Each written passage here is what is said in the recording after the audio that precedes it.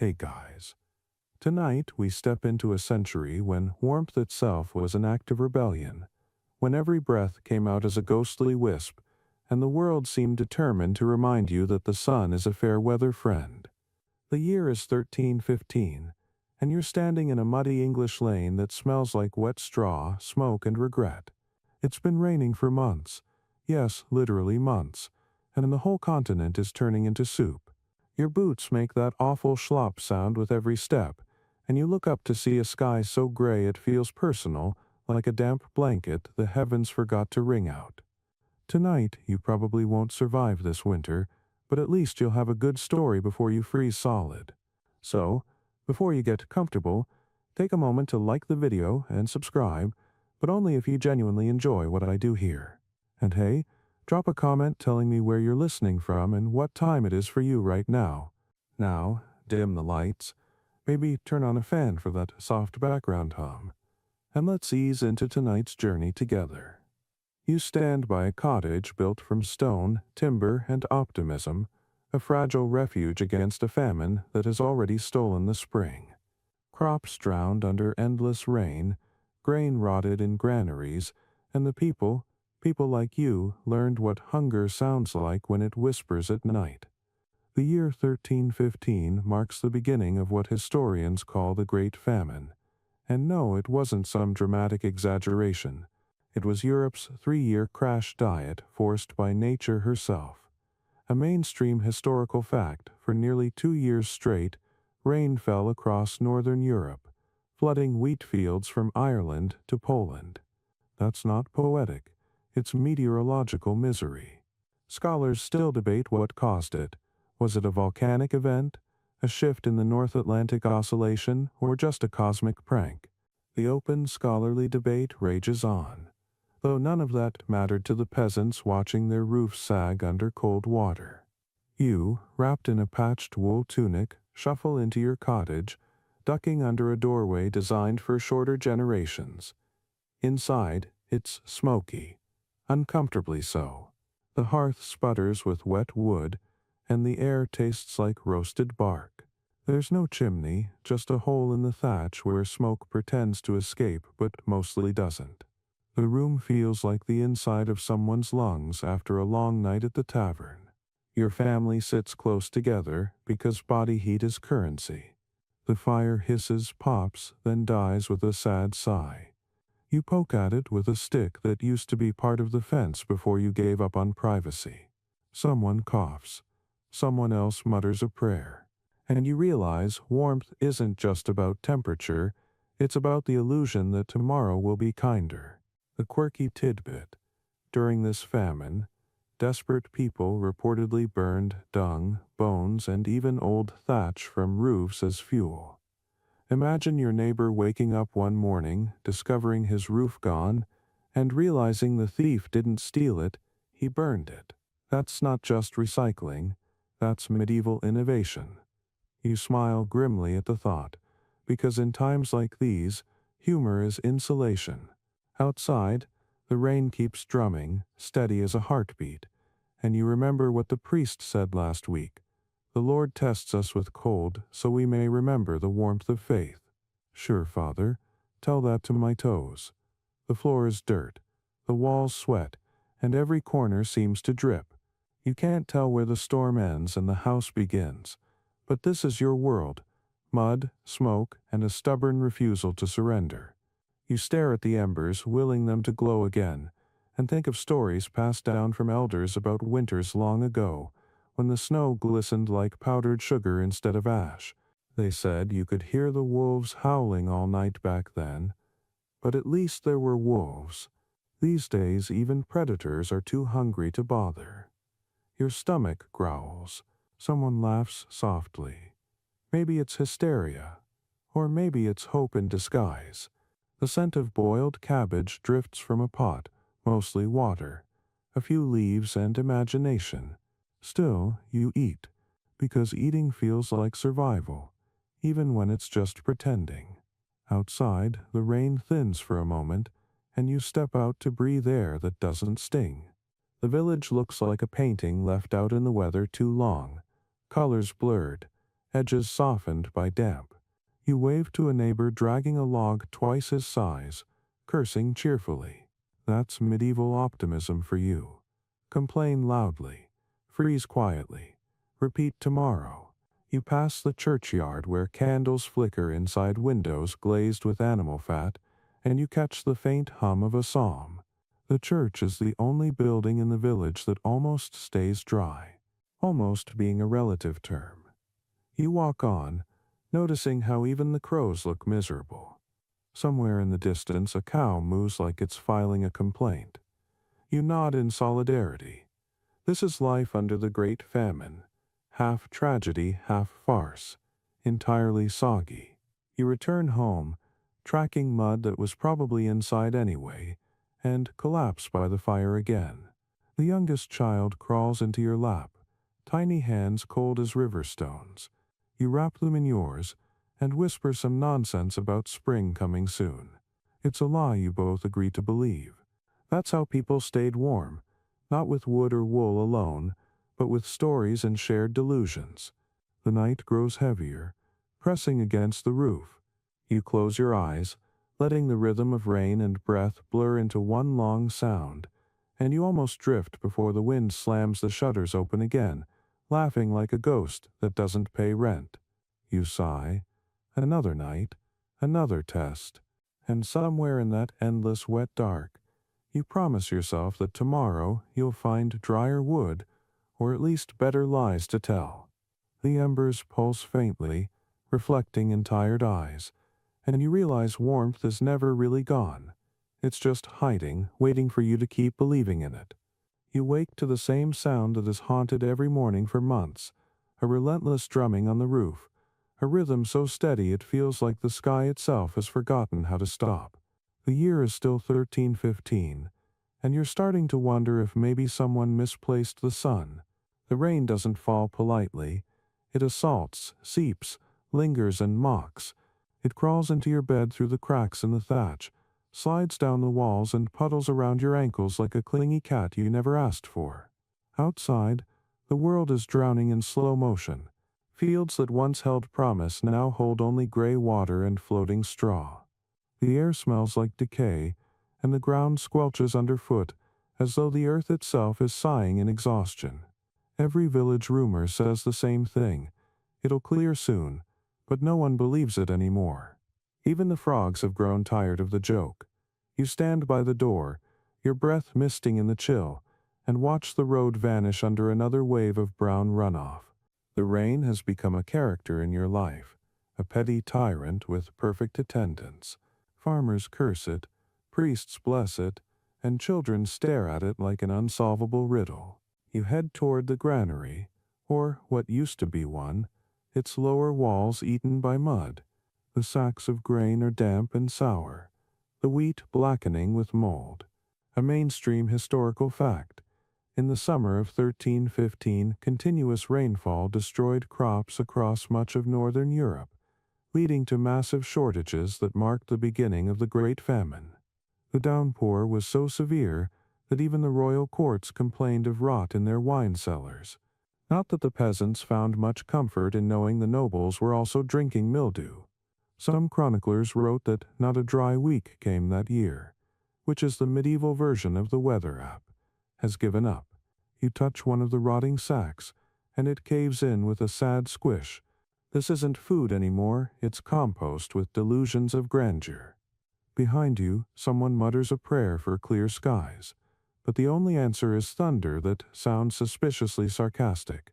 You trudge to the market square where the rainwater has gathered knee-deep, turning the cobblestones into a shallow pond that smells like cabbage and regret. Stalls lean at odd angles, their cloth coverings sagging with water.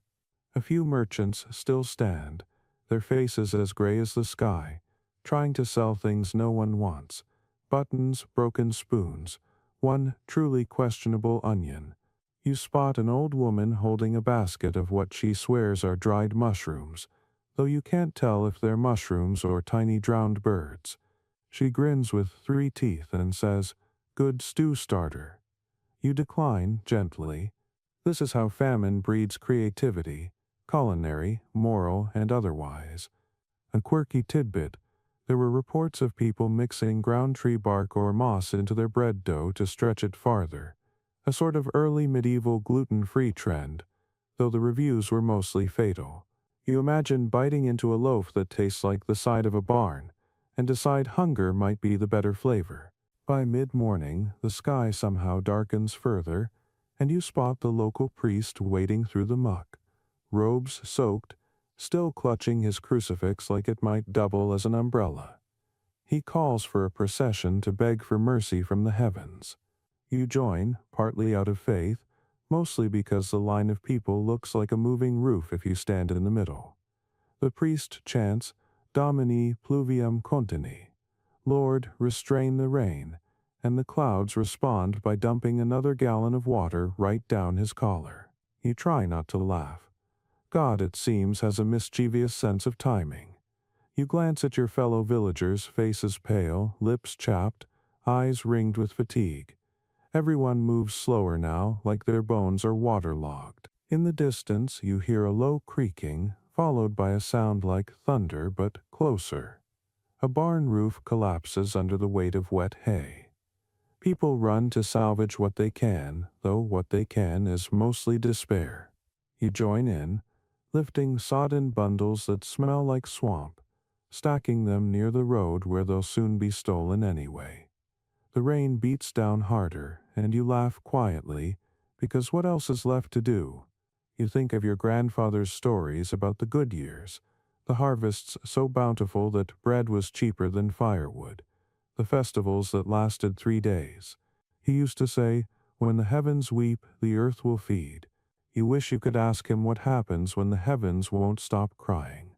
The scholarly debate still lingers among modern historians. Was the Great Famine the result of a freak climate anomaly, or the start of the Little Ice Age? The question sits like a riddle with no satisfying answer. But as you stand here soaked to the marrow, you couldn't care less about oscillations or temperature curves. You just know it's wet, and you're tired. The mud tugs at your boots like a living thing, and your stomach growls for something that isn't half-rotten barley. You glance toward the hills where forests blur into mist. The villagers talk of moving upland away from the floods, but there's no guarantee of dry land anywhere. You joke that maybe you should build an ark. Half humor, half plea. A friend nearby chuckles weakly. Only if we can fit all the chickens, he says. They're better swimmers than we are. As night approaches, the rain becomes fine and cold. A needle thread drizzle that gets through every seam of clothing. The world is muted, no birds, no crickets, just water and wind. You sit under the eaves of your cottage, listening. Every droplet feels personal now, a soft insult repeated endlessly.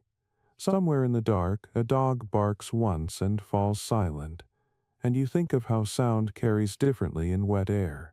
How even grief feels heavier when it's damp. The fire sputters weakly inside, and the smell of smoke seeps through the door. You smile to yourself, one day someone will write about this rain, about how it drowned a continent and tested its faith, and maybe they'll think it was beautiful. But tonight, beauty feels like a cruel word. You close your eyes, lean your head back against the wall, and whisper to the storm. All right, you win this round. The rain doesn't answer. It doesn't need to. It has all the time in the world. By the time you wake again, your dreams have the consistency of porridge, thick, gray, and unsatisfying, and your first thought is of bread. You remember bread as a shape, a scent, a texture, almost a memory you could touch, but these days it feels more like folklore than food. The year 1316 has rolled in with even wetter boots than 1315. And the hunger has sharpened into a personality of its own. You rise, your joints protesting like rusty hinges, and shuffle toward the table where a bowl sits half filled with something that wants to be gruel but missed the audition. A sour smell greets you, barley, maybe, or whatever passed for barley before the rot set in. You scoop a bit with your finger and taste mud, mold, and the faintest ghost of what might once have been grain. The rain outside continues its relentless percussion, drumming the same bleak tune. No harvest, no hope, no bread. Your neighbor, Olaf, everyone has a neighbor named Olaf in these stories, passes by the window holding what looks suspiciously like a loaf, and for a wild second you imagine tackling him, wrestling for it like a knight in a culinary tournament. But then you blink. It's not bread. It's a lump of peat wrapped in cloth. Even your hallucinations have manners now. You step outside, wrapping your cloak tighter, and find the village square transformed into a gossip market of hunger. People talk about bread the way children today talk about dragons, wide-eyed, reverent, not entirely convinced it ever existed. Someone swears they saw a baker in the next town making loaves from beans and moss. Another claims to have eaten rye that didn't even taste that bad. A mainstream historical fact. During the Great Famine, the shortage of dry grain became so severe that people resorted to grinding up spoiled or ergot-infected rye, leading to outbreaks of illness and hallucination across Europe. The condition was later known as St. Anthony's Fire. But at the time, most villagers just called it the bread curse. You've heard of people dancing naked in the rain after eating the wrong loaf, though. To be fair, by now everyone's a little unhinged. Some say it wasn't sickness at all, but a form of divine punishment, that God had kneaded despair straight into the dough. You prefer to think of it as bad luck with a side of questionable fungus.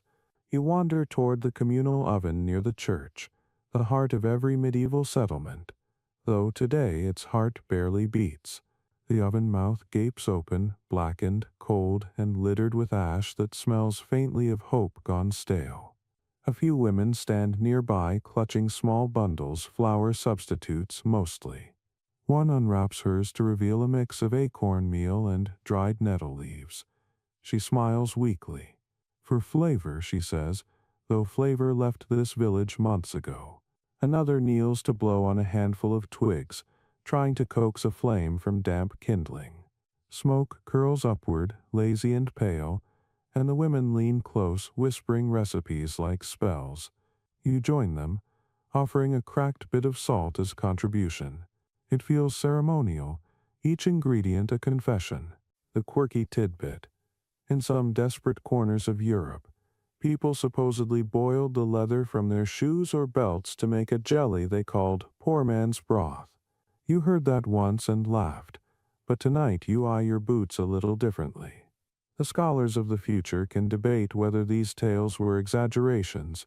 Right now, you know only that everything smells edible if you stare at it long enough. The priest passes by muttering something about humility, and you resist the urge to ask if humility goes well with butter. Humor, you found, is the one thing still freely available. By midday, the oven sputters to life, and the village gathers like moths. You feel the faintest breath of heat against your palms, a memory of warmth pretending to be present. Someone pours the acorn mixture into a clay mold, and the smell that rises is strange, not comforting like bread, but nutty, earthy, almost forest-like. You close your eyes and imagine feasts of the past, crusts golden and crackling, the sound of knives slicing, children laughing around tables heavy with food. Memory itself becomes a meal. When you open your eyes, the loaf is ready, if you can call it that, a greenish slab that looks like it's already planning its afterlife as compost. The crowd waits as the first woman breaks a piece and hands it around. It's dense, bitter, but it fills your mouth with something tangible, something to chew besides grief. You laugh genuinely this time, and someone else does too. For a moment, the square feels almost alive again. Later, you sit by the dying fire with your family. The acorn bread divided into slivers so thin they could pass as wafers. You savor each bite as if it were stolen from time itself. You think of the scholars who will one day study this age and debate whether famine bred community or cruelty. The open scholarly debate already lives here. In the hush between hunger pangs, some say hardship makes people noble, others say it just makes them creative at theft. You suspect both can be true. You recall your neighbor's missing peat brick and smile at your own hypocrisy. Outside, thunder rolls again, slow and resigned. You tilt your head back, letting the faint warmth of the oven ghost over your cheeks, and imagine the sky as a baker who oversalted the recipe of life. Perhaps the world is just remixing itself, kneading us into something tougher, something that can rise again after drowning. You chuckle softly at your own metaphor. Hunger turns everyone into a poet eventually. The rain starts anew, fat drops hammering the roof, but you feel a small defiance stirring. Bread may be a legend now, but legends have a way of returning. You close your eyes and whisper to the darkness, "One day we'll bake again." Somewhere beyond the storm, the faintest ember glows, and for the first time in months, you let yourself believe it might catch. You wake to the sound of coughing that isn't quite yours, and for a second you think the house itself is alive, wheezing, sputtering, inhaling and exhaling smoke like some tired old beast. The air is thick enough to chew. So you do what everyone in this damp century does, wave your hands pointlessly and call that ventilation. The only exit for the smoke is a small hole in the roof, barely the width of a pitcher, meant to let the bad air out and the blessings in. But blessings have been in short supply since 1315, and most mornings your cottage smells like roasted misery. You sit up, eyes watering, and can just make out the shape of your spouse feeding the hearth another handful of damp wood. Each log hisses like it's offended to be here. The ceiling drips soot, the walls sweat resin, and the smell of burned peat clings to everything, including your soul.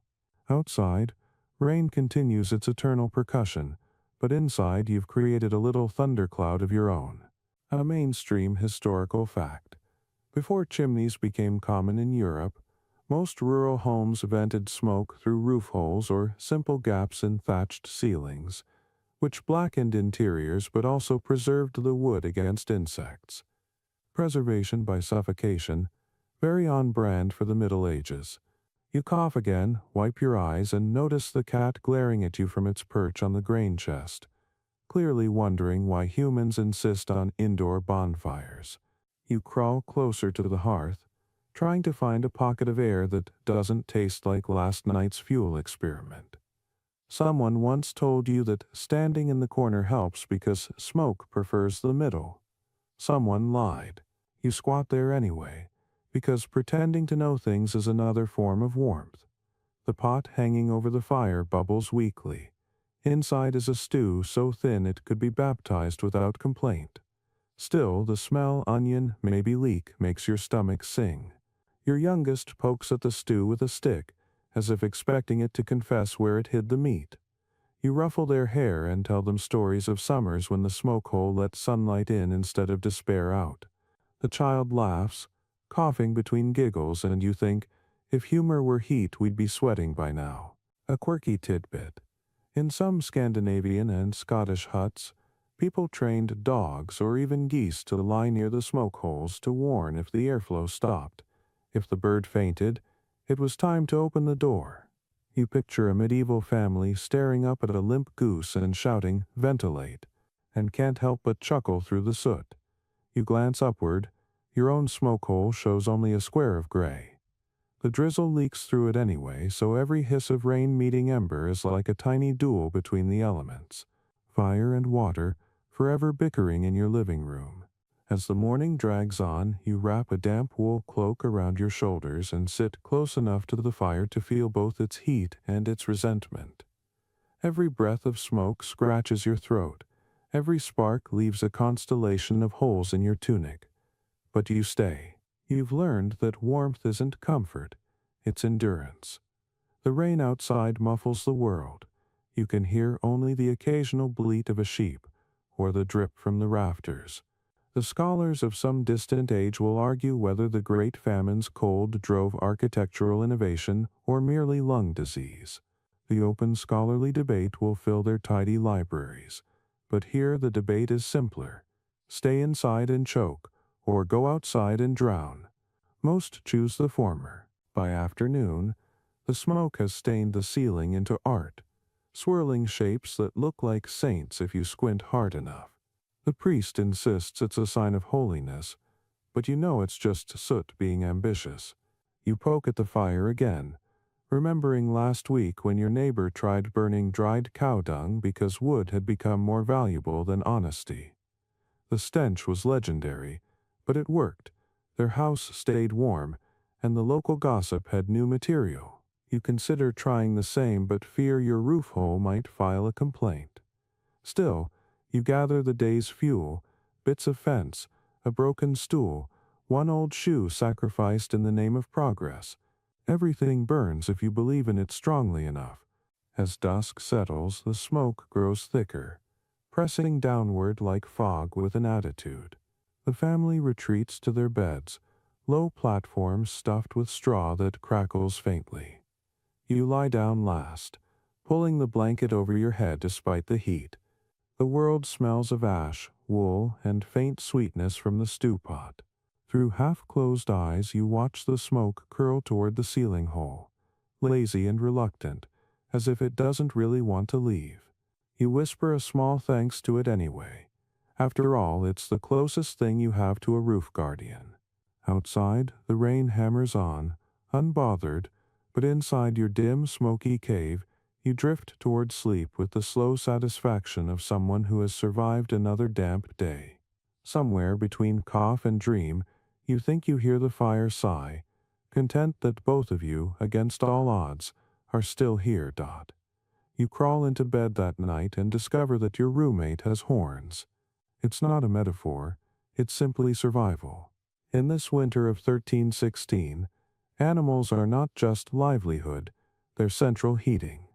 The cottage smells of hay, dung, and that faint, sweet warmth only living bodies produce.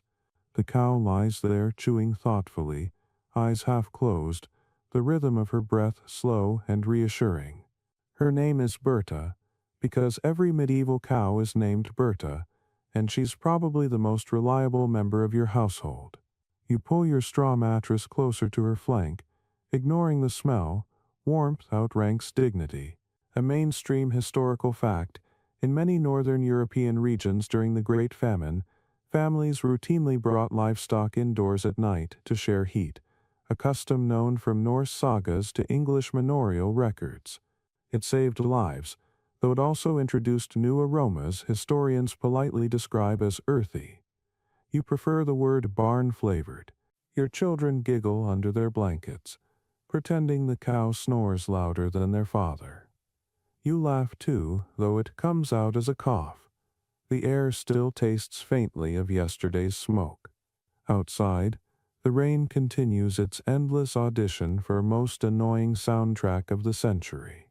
You can hear it pattering against the thatch, the slow drip through the smoke hole, the hiss as droplets meet ember.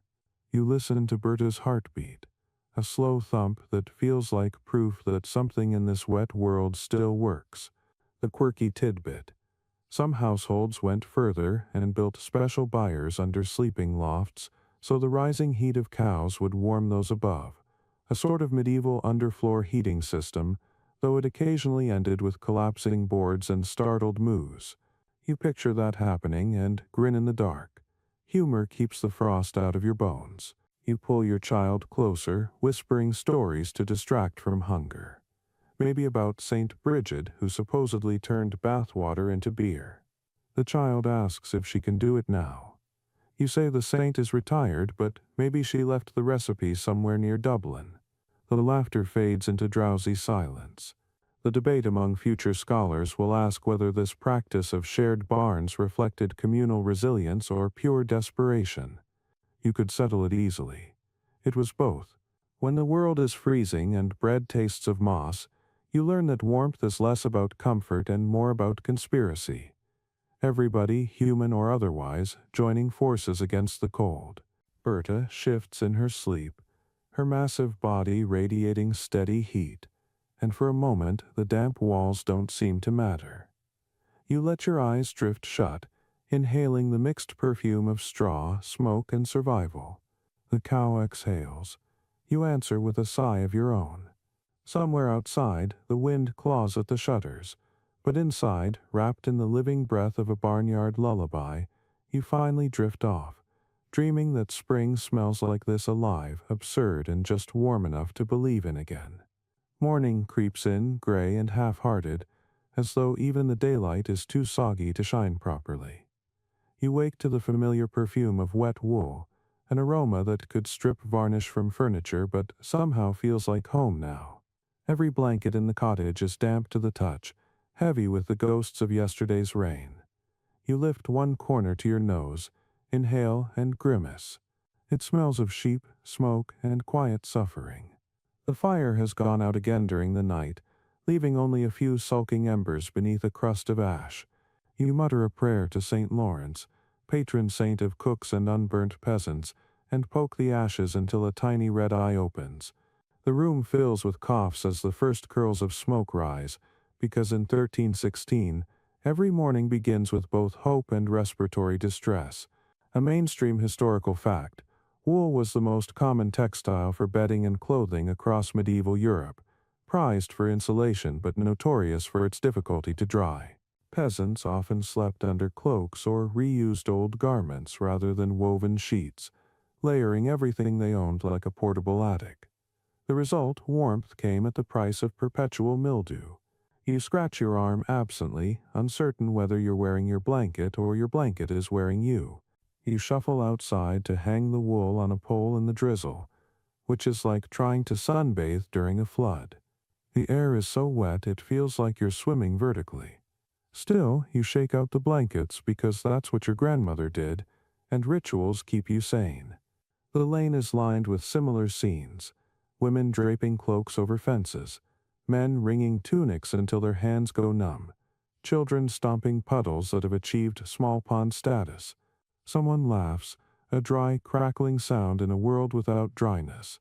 You smile too, because laughter here is currency, and you can't afford to let it devalue. A neighbor boasts about discovering a new drying technique, holding blankets near the hearth until they catch fire, then blowing them out before they burn completely. You call it the bold approach. Back inside, the house smells faintly better. Less barn, more campfire. You drape one blanket over your shoulders and sit by the flickering light, rubbing your hands together until the friction almost counts as warmth. The quirky tidbit: some medieval households sprinkled salt or ashes into their bedding to absorb moisture, a trick borrowed from monks who apparently moonlighted as primitive chemists. You try it once and discover that salty wool smells suspiciously like boiled mutton. Lesson learned. Your child toddles over carrying a rag doll so saturated it could probably qualify as a sea creature. They ask if the sun has forgotten where you live. You tell them maybe it's on vacation in Spain, where, rumor has it, grapes still exist. The scholars of the future will debate whether this constant damp contributed more to medieval illness or to medieval poetry. You suspect both, who wouldn't start writing tragic ballads after a week in these conditions. Even your cat looks existential, staring into the rain like it's composing haiku about futility. You chuckle, the sound blending with the soft hiss of water on the roof. Everything here is noise and patience. You reach for your cup, sip the warm beer that serves as breakfast, and let it spread through you like a small, stubborn flame. Outside, the village smells of smoke, wool, and survival, a combination no perfumer will ever bottle, yet somehow the scent of endurance itself. By evening, the blankets are no drier, but you pretend they are. You wrap yourself in one, climb into bed beside your half-sleeping children and half-awake cow, and let the rhythm of rain lull you toward dream. The blanket clings to you like an old friend who won't take a hint. You smile, mumbling to no one. We'll both make it through the thaw. And though the night is cold enough to make the stars shiver, the tiny world beneath your patchwork of wool feels briefly, miraculously warm. You wake to a different sound today, silence, and for a moment it's unsettling. The rain has paused, but that doesn't mean the world is dry. It just means the sky is catching its breath. The village smells like wet ash and relief, but the silence feels like someone holding their breath before the next disaster. You stretch, joints cracking, and glance upward at the dark stain spreading across your ceiling. The thatch is dripping in slow, resigned intervals, forming a puddle in the corner where your shoes used to live before they sailed off on their own small adventure. The air hums faintly with the scent of mold, a reminder that the damp is winning. Still, there's a peculiar comfort in knowing that everyone's roof leaks, even the ones built by people who pretend to be better than you. The king himself, rumor says, can't keep his chambers dry. A mainstream historical fact. The Great Famine didn't discriminate. Even the royal courts of England, France, and the Holy Roman Empire suffered shortages. Edward II of England famously struggled to secure enough grain for his household in 1316, while his subjects starved. The difference, of course, was that he got to starve on silver plates. You grin to yourself, imagining a monarch in damp robes shaking his fist at the same rain clouds that soak your chickens. A shared misery. You mutter, "How democratic of the weather." You push open your door and step outside, where the mud has reached a philosophical thickness. It's not quite liquid, not quite solid, just a moral lesson that sticks to your boots. A few villagers are already out, patching their roofs with whatever the storm hasn't stolen. One man hoists a piece of driftwood onto his cottage, nails it down and declares it good as new. You nod approvingly. In the distance, you see the manor on the hill, Lord Branston's place, all stone and arrogance, its chimneys puffing out more smoke than warmth. You imagine him sitting by a sputtering fire, muttering about how even his tapestries smell of mildew. The thought gives you an odd sense of camaraderie. Famine is the great equalizer. Even the wealthy can't bribe the sun. You trudge toward the well to fetch water, though fetch feels optimistic when it's mostly mud flavored with despair. Your reflection ripples back at you, hollow cheeks, tired eyes, a faint grin that refuses to die. Around you, children chase a stray chicken, laughing in bursts that sound almost normal. Laughter, like bread, has become a luxury good. You overhear old Agnes muttering that she dreamed of a dry house where the roof sang instead of leaked. "What did it sing?" someone asks. "Something cheerful," she replies, probably a lie. You laugh, and for a second the damp doesn't matter. By mid-morning, the clouds roll back in, thick and sullen. You hear the first drops pattering on the manor roof far before they reach yours. It's almost poetic how misery travels downhill. The quirky tidbit: some medieval lords hired special thatch watchers whose entire job was to climb onto roofs during storms and plug leaks with handfuls of straw or mud. They were paid in ale and gratitude until they slipped, at which point the job opening reappeared. You imagine one of those poor souls up there now, balancing on soaked straw, cursing gravity. You shake your head and think, "At least I can patch my own leaks for free." You head back inside and grab your repair kit, which consists of a ladder that's more splinter than wood, and a bundle of straw that smells faintly of cow. Climbing the roof is like wrestling a drunk bear. Every movement unpredictable, every victory small. The thatch squishes underfoot, warm and rotten. You pull out the worst bits and replace them, humming to yourself an old tune your mother used to sing when the world wasn't melting. "Rain, rain, be polite," she'd say, and leave before supper. You smile at the memory. She was always an optimist. Maybe that's why she survived the famine's first year. Faith, humor, and a roof that leaked only slightly less than everyone else's. A few houses away, your neighbor Hilda is doing the same, muttering threats at the clouds while balancing a bucket on her head. "If it leaks again," she shouts, "I'll stab the sky itself." You salute her bravery. The village has learned that roof repairs are both ritual and rebellion, small acts of defiance against a climate that seems personally offended by human existence. Scholars of later centuries will call this era the prelude to the Little Ice Age, a period of cooling that reshaped economies and faith alike. But standing here, soaked and proud, you don't care for scholarly phrases. You just want to go one night without counting raindrops through the ceiling. By noon, the rain wins again. You climb down, defeated but satisfied enough to call it progress. Inside, your family has rearranged buckets and pots into a symphony of drips, each plink a note in the orchestra of survival. You join them, wrapping yourself in a wool cloak that feels slightly less damp than before. Any leaks near the bed, you ask. Your spouse points to the corner. Just the usual spot. You grin. Routine, even a miserable one, feels like stability. Later, the priest stops by, offering blessings in exchange for dry shelter, which is ironic given that his own church roof collapsed last week. You let him in, mostly because he brings gossip. He says the local lord held a banquet last night, serving half-spoiled fish and barley stew so thin it could drown itself. Even the nobles can't escape the famine, he whispers as if it's divine justice. You pretend to be shocked, but the truth is, it warms you in a petty way. The open scholarly debate will one day ask whether suffering shared among classes softened medieval hierarchies or deepened them. Here, tonight, as you sip weak ale by a flickering fire, you think it did both.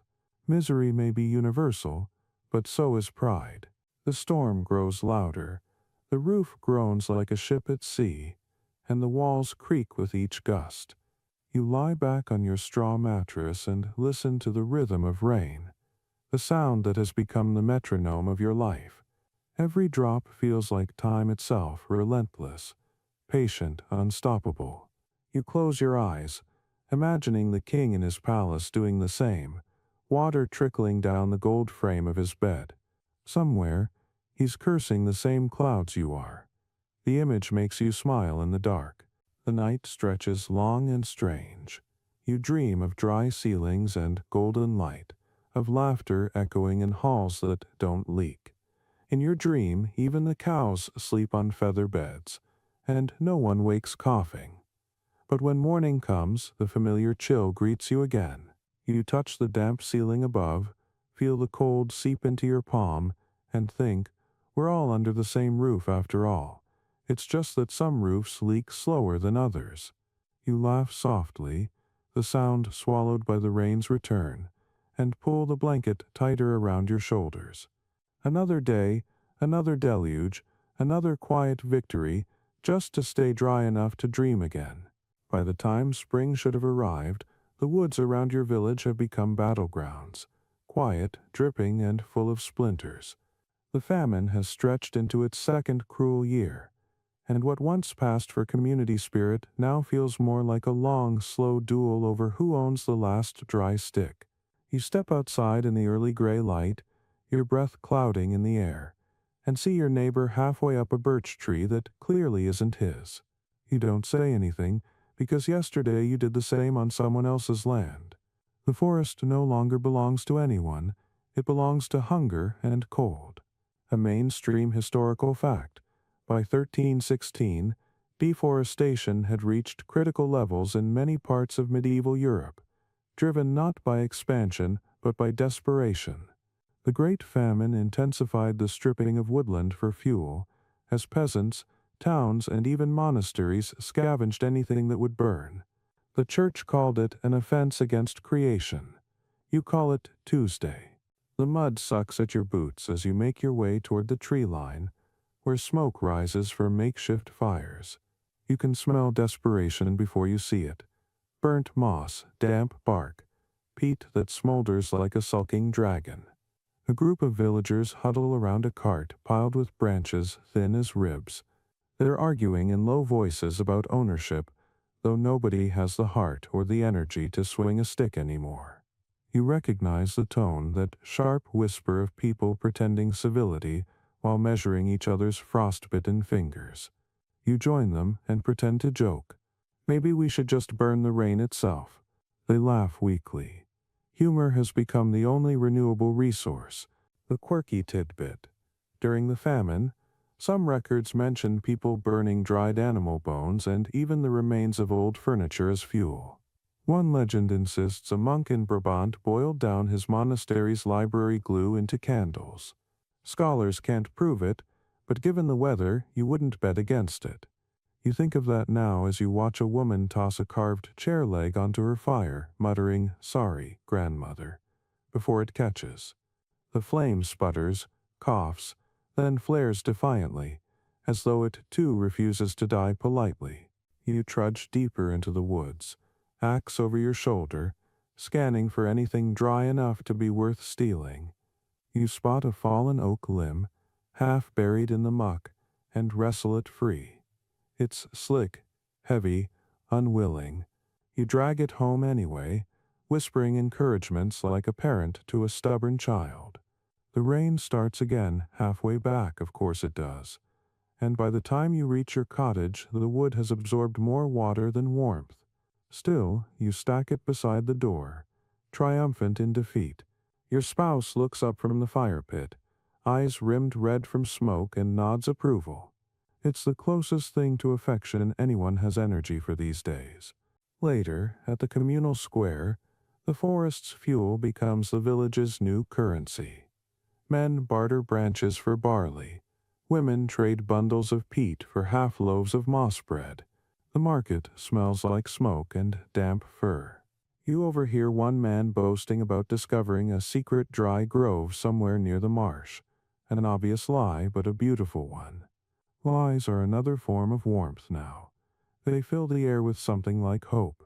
A priest passes by, warning that stealing wood from the Lord's land is a sin. You tell him that freezing to death probably counts as one too. He doesn't answer, just blesses you wearily, his hand trembling in the cold. The scholars of the future will debate whether this relentless scavenging marked the start of Europe's environmental consciousness or its early ecological disaster. You could tell them it was neither. It was survival dressed in soot. The woods, once full of bird song and legends, now echo only with the thud of axes and the soft curses of the hungry. Even the animals seem offended. The deer have vanished, and the crows have stopped offering commentary. As night falls, you sit beside your small fire, built from the spoils of your forest expedition. The flame is weak but steady, licking the air like it's learning to taste life again. The children hold out their hands to it, giggling when the heat tickles their palms. You close your eyes, letting the warmth wash over your face. Outside, the rain continues to whisper against the roof, but for the first time in weeks, you don't feel powerless beneath it. You whisper to the fire, "Stay with us," and it crackles like it heard. Somewhere far away, beyond the dripping trees, another family does the same. The whole valley flickers faintly through the storm. Small, stubborn fires scattered like stars refusing to go out. You think of how future kings will write laws about forests, how scholars will name this time as proof of human folly or faith. But you know what it really was. Not folly, not faith, just people refusing to freeze quietly. You lean back, feel the heat sting your cracked hands, and smile at the absurdity of it all. If hell exists, it's probably damp too. And as the wind howls through the gaps in your wall, you decide that tonight, even that would feel like an upgrade. Then you toss another branch on the fire and watch it flare. Your rebellion against the rain. Your small, smoky declaration that winter hasn't won yet. Dot by the third year of the Great Famine, the act of cooking has turned into a science experiment conducted by desperate philosophers of smoke. You wake before dawn to a cottage colder than apology, and sit staring at the fireplace, which has become less a source of heat and more a puzzle that mocks you daily. The air smells of damp ash and peat, that universal fragrance of survival. You strike flint against stone, coaxing a spark that flickers like a lie, then collapses with a sigh. Finally, after a dozen tries, a faint flame stirs. You crouch close, hands trembling, feeding it tiny scraps of straw and prayer until it steadies itself. Fire feels like companionship now, something to talk to in the dark. A mainstream historical fact. Across northern Europe, charcoal replaced wood as famine deepened, both because it burned hotter and because forests had been stripped bare. Charcoal making burning wood slowly in low oxygen to produce pure carbon. became an art of secrecy, guarded by those who could still find dry timber. It was dirty, smoky work that blackened faces and lungs alike, but it kept the hearth alive. You breathe the acrid smoke deeply and imagine you're breathing history itself, though history tastes a lot like soot.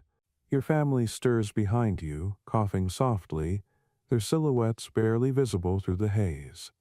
The pot that hangs over the hearth contains the remains of yesterday's stew, a thin slurry of barley water and dried nettles. You stir it with a wooden spoon polished by famine-time friction. The sound is hollow and rhythmic, the music of a world without meat. Still, even this ritual feels precious. You add a few scraps of bark for texture and pretend it's seasoning. Your spouse slips beside you, wrapping a blanket around both your shoulders. The gesture feels almost luxurious, the kind of quiet intimacy famine doesn't usually allow. Together, you watch the fire grow into a small orange fist against the damp gray morning. The charcoal you bartered for yesterday sits in a clay jar, 4 black lumps like the last teeth of a dying god. You crush one with the back of the spoon, sprinkle the dust beneath the kindling, and whisper something like gratitude.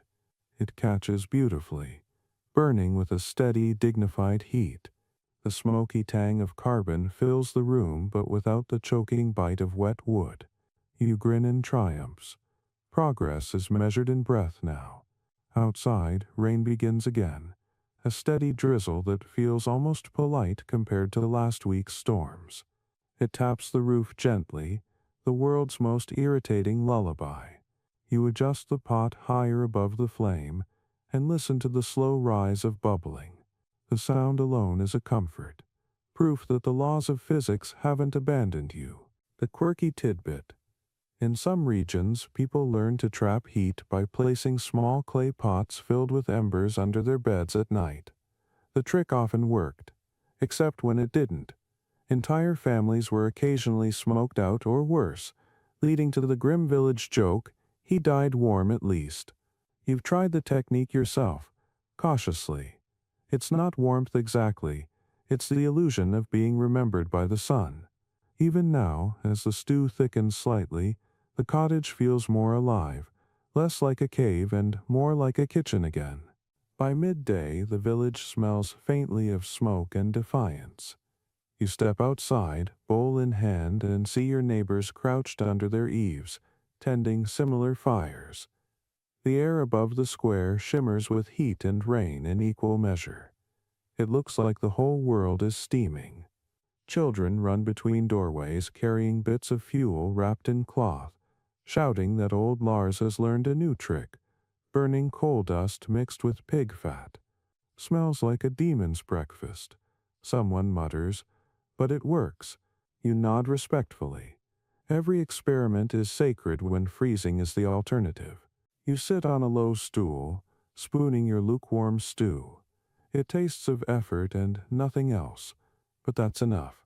Around you, people talk in quiet voices, comparing notes on efficiency, how many embers survive the night, how to keep a hearth burning with only peat and stubbornness. The forest is almost gone, the fields are still drowning, and yet somehow the fires remain. That's the miracle no monk writes about, the everyday defiance of people who refuse to let the dark win. By late afternoon, you return to the forest edge, where a group of villagers has begun a small charcoal pit. They move like surgeons, piling wet wood under turf, sealing the mound, and letting it smolder over days. The air stings your eyes with oily smoke, but it's a hopeful sight. Charcoal burns longer, hotter, cleaner. It's the future, at least until someone invents radiators. You help them tamp down the mound, your hands blackening until you look like a miner from some forgotten century. No one speaks much. The sound of rain on soil and fire under sod is its own kind of prayer. When you return home, dusk has swallowed the horizon. The world glows faintly, lit by the small fires scattered across the valley. Inside your cottage, the hearth burns steady on the last of the charcoal. Your children sit nearby, tracing shapes in the ash circles. Suns, things they've never seen but still believe in. You smile. The scholars of tomorrow will debate whether famine spurred innovation or simply desperation with better branding. You could tell them the truth. Invention and hunger are siblings. Every clever trick is born with an empty stomach. Night settles heavy and humid. You crawl beneath the blankets with smoke still clinging to your hair. The warmth from the hearth fades slowly but faithfully. You watch the last ember pulse red and think about how fragile a miracle really is. A bit of carbon and stubbornness, that's all it takes to keep death waiting one more night. The charcoal gives a final sigh, collapsing into gray dust that glows faintly like memory itself. You close your eyes and whisper into the darkness. We're still here. The cottage answers with silence, and that silence feels like victory. Morning in the famine village begins without sunlight, just a dull pewter glow seeping through the thatch like daylight is ashamed to show its face.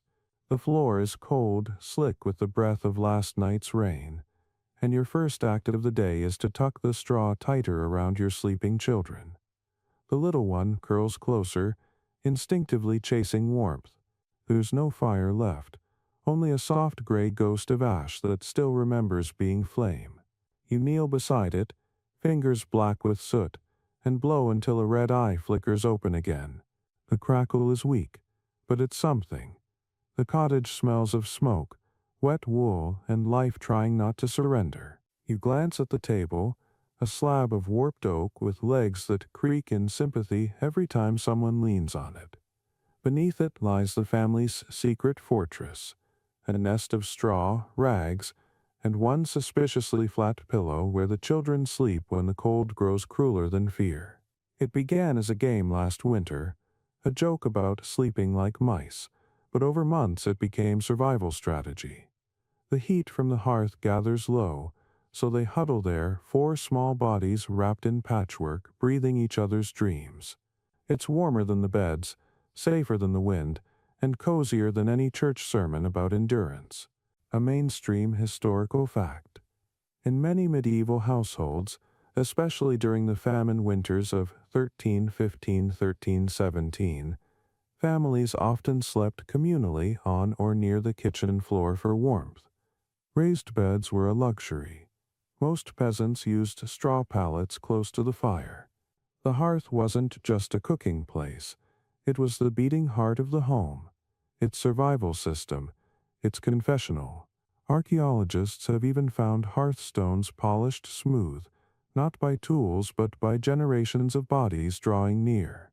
You imagine that warmth now, centuries of breath layered on breath, each exhale a rebellion against extinction. Your eldest, Marta, crawls out from under the table, hair a nest of tangles, eyes still half asleep. "Papa," she says softly, "it's raining inside again." You follow her gaze to the drip near the wall where the roof has surrendered another battle. A single drop falls every few seconds, steady as a metronome.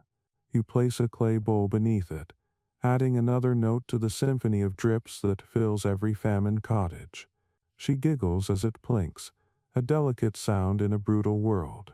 You ruffle her hair and tell her that the rain is just testing your patience, and patience, as the priest insists, builds character. You're not sure how much character one family can store before it bursts. By midday, the wind sharpens into a blade, slicing through the gaps in the door. You drag the table closer to the hearth, setting the family fortress in place. The little ones dive under it, giggling again, their laughter muffled like a secret you refuse to lose. The table creaks as they wriggle, and you smile despite yourself. The quirky tidbit: some chroniclers mention parents creating child nests under tables or benches, sometimes using old grain sacks or fur scraps, claiming the heat did gather there as in a den of foxes. The comparison feels right. Your family is part of the forest now, surviving by instinct. You settle on the floor beside them, watching the shadows dance on the ceiling. The fire has taken on a strange rhythm, hissing and popping like it's trying to speak. You whisper to it, asking only for a few more hours of steady warmth. The flame wobbles but obliges. Your spouse stirs the pot of stew, which contains so little food it might technically be flavored water. Still, the act of stirring feels important. It gives the illusion of abundance, the performance of routine. Everyone needs a lie they can eat. Outside, the rain stops briefly.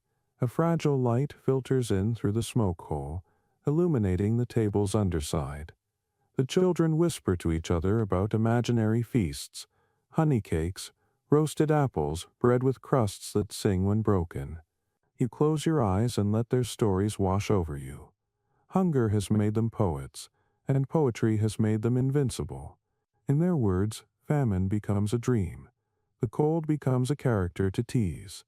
You hear them giggle about how the wind sounds like a grumpy uncle complaining outside, and you think that maybe imagination is the last true luxury left to humanity. The day drifts on in its slow gray way. Smoke clings to your skin. Time crawls, and still the small hearth burns. The scholars of future centuries will debate whether medieval family structures strengthened during famine or fractured under its weight. You could tell them it was both. Misery tightens bonds like frost tightening rope. It creaks, it strains, but it holds.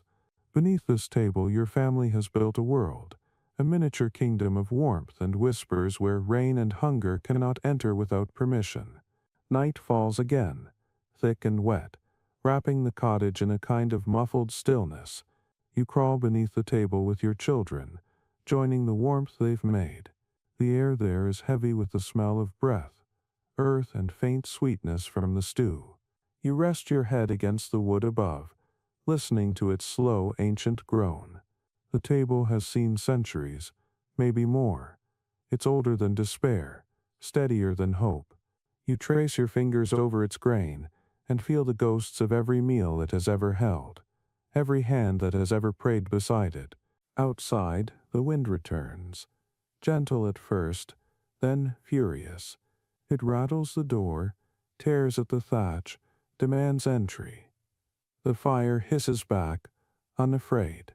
Beneath the table, your children snuggle closer, 4 tiny furnaces of defiance. You hum a lullaby older than memory, something your mother sang in the last hard winter before you were born. The melody is soft, circular, like rocking on a slow sea.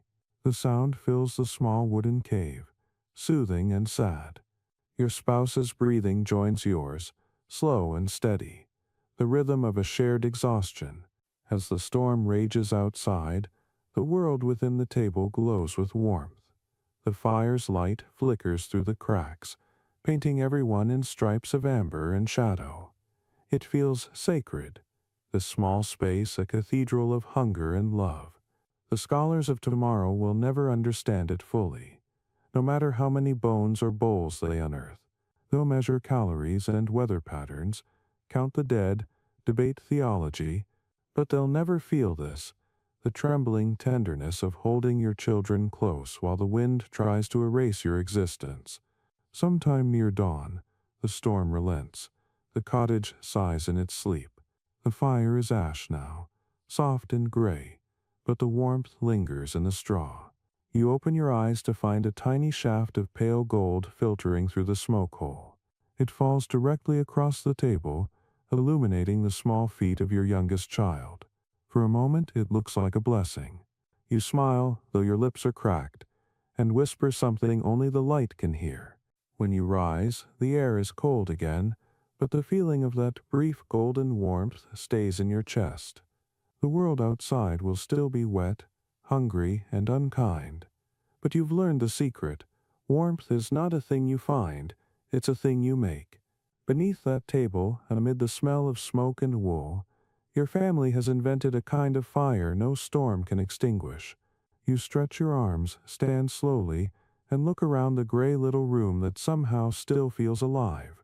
The day begins again, just as it always does, but something unseen has shifted. The table creaks softly, as if to say, "We did it once more." The first frost of the new year arrives like an uninvited guest, slipping in quietly while the village sleeps.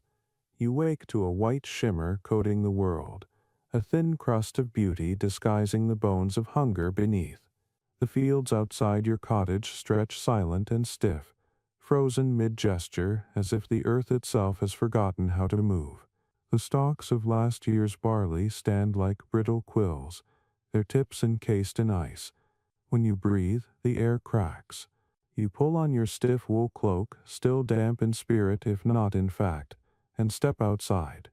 The sound your boots make in the crusted mud is strangely satisfying, a brittle crunch that says you're still here. You trudge toward the edge of the village, where the tavern leans against the wind like an old drunk too proud to fall. Its sign, a faded wooden mug, creaks on a single nail. Inside, the air is thick with smoke and laughter that's more defiance than joy. This is the heart of winter now. A few coals, a few voices, a barrel of ale that somehow hasn't frozen. A mainstream historical fact.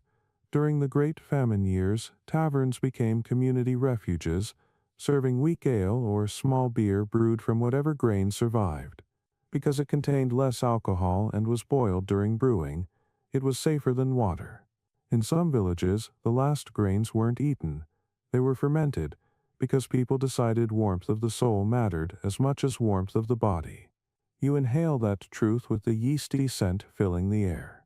The tavern keeper, a broad-shouldered woman named Tilda, wipes her hands on her apron and grins when she sees you. "You look like a ghost that overslept," she says. You grin back. Her cheeks are red from the fire, her breath fogging in the cold room. The hearth behind her glows with a small, stubborn flame, the only truly golden thing left in this winter. A few villagers huddle close to it, tankards in hand, faces flushed from the effort of pretending this is a normal day. You slide onto a bench, wood icy against your thighs, and accept a mug of ale that steams faintly. The first sip is both a curse and a blessing, sour, thin, and alive. It burns its way down your throat like a candle in a tunnel. Around you, conversations drift like smoke. Old Hensrick tells the same story he's told all winter, about the year the river froze solid enough for carts to cross. Though everyone knows he's inventing, the lies help. The world feels less fragile when wrapped in exaggeration. Someone strums a broken lute, missing 2 strings. The sound is pitiful but strangely brave. The quirky tidbit, medieval brewers often used herbs like bog myrtle, yarrow, and even henbane instead of hops, which weren't yet common. Some of those ingredients were mildly hallucinogenic. You suspect that's why everyone here looks so content tonight. They're half drunk, half dreaming. Tilda pours another round. The mugs clink with a hollow cheer that tries to drown out the howl of wind outside. You look into the fire and let the warmth hit your face. The scholars of later centuries will write about how alcohol consumption rose during the famine, claiming it dulled despair and preserved morale. You could tell them that's only half true. It also made the hunger easier to laugh at, the cold easier to share. You glance around at the faces glowing in the firelight, lined, gaunt, and somehow luminous. Every person here is a survivor disguised as a fool. After an hour, the room feels almost festive. Someone begins a slow song about the summer before the rain, the melody rising and falling like breath itself. You hum along, eyes half closed, swaying with the rhythm. The ale warms your chest. It's not comfort exactly, but it's a good imitation. For a few heartbeats, you forget the frozen fields, the empty barns, the rationed bread. You exist only in this dim room, where people still choose laughter. That choice feels radical. Later, when the barrels run low and the fire shrinks to an ember, the laughter fades into murmured goodbyes. You pull your cloak tight again and step outside. The night air bites instantly, sharp and metallic. The stars are clear for once, tiny shards of silver flung across an endless black dome. You stand there, head tilted back, letting the frost settle in your hair. The village lies hushed below, smoke rising from chimneys like gray prayers. In the distance, the frozen fields gleam faintly under moonlight, the world caught between beauty and cruelty. You start walking home, your breath puffing white, your body moving slowly so the warmth doesn't escape too fast. Inside your cottage, the fire has died again, but the air still holds the faint echo of heat. You sit beside the ashes, close your eyes, and remember the tavern, the laughter, the glow, the absurd comfort of bad ale. You can almost taste it still, that sour spark of life. The scholars of tomorrow might debate whether the ale of 1316 was safer than the water, whether the breweries were signs of resilience or surrender. Let them debate. You know the truth that lives in your bones. Sometimes survival doesn't need logic. Sometimes it just needs a sip of something warm while the world freezes outside.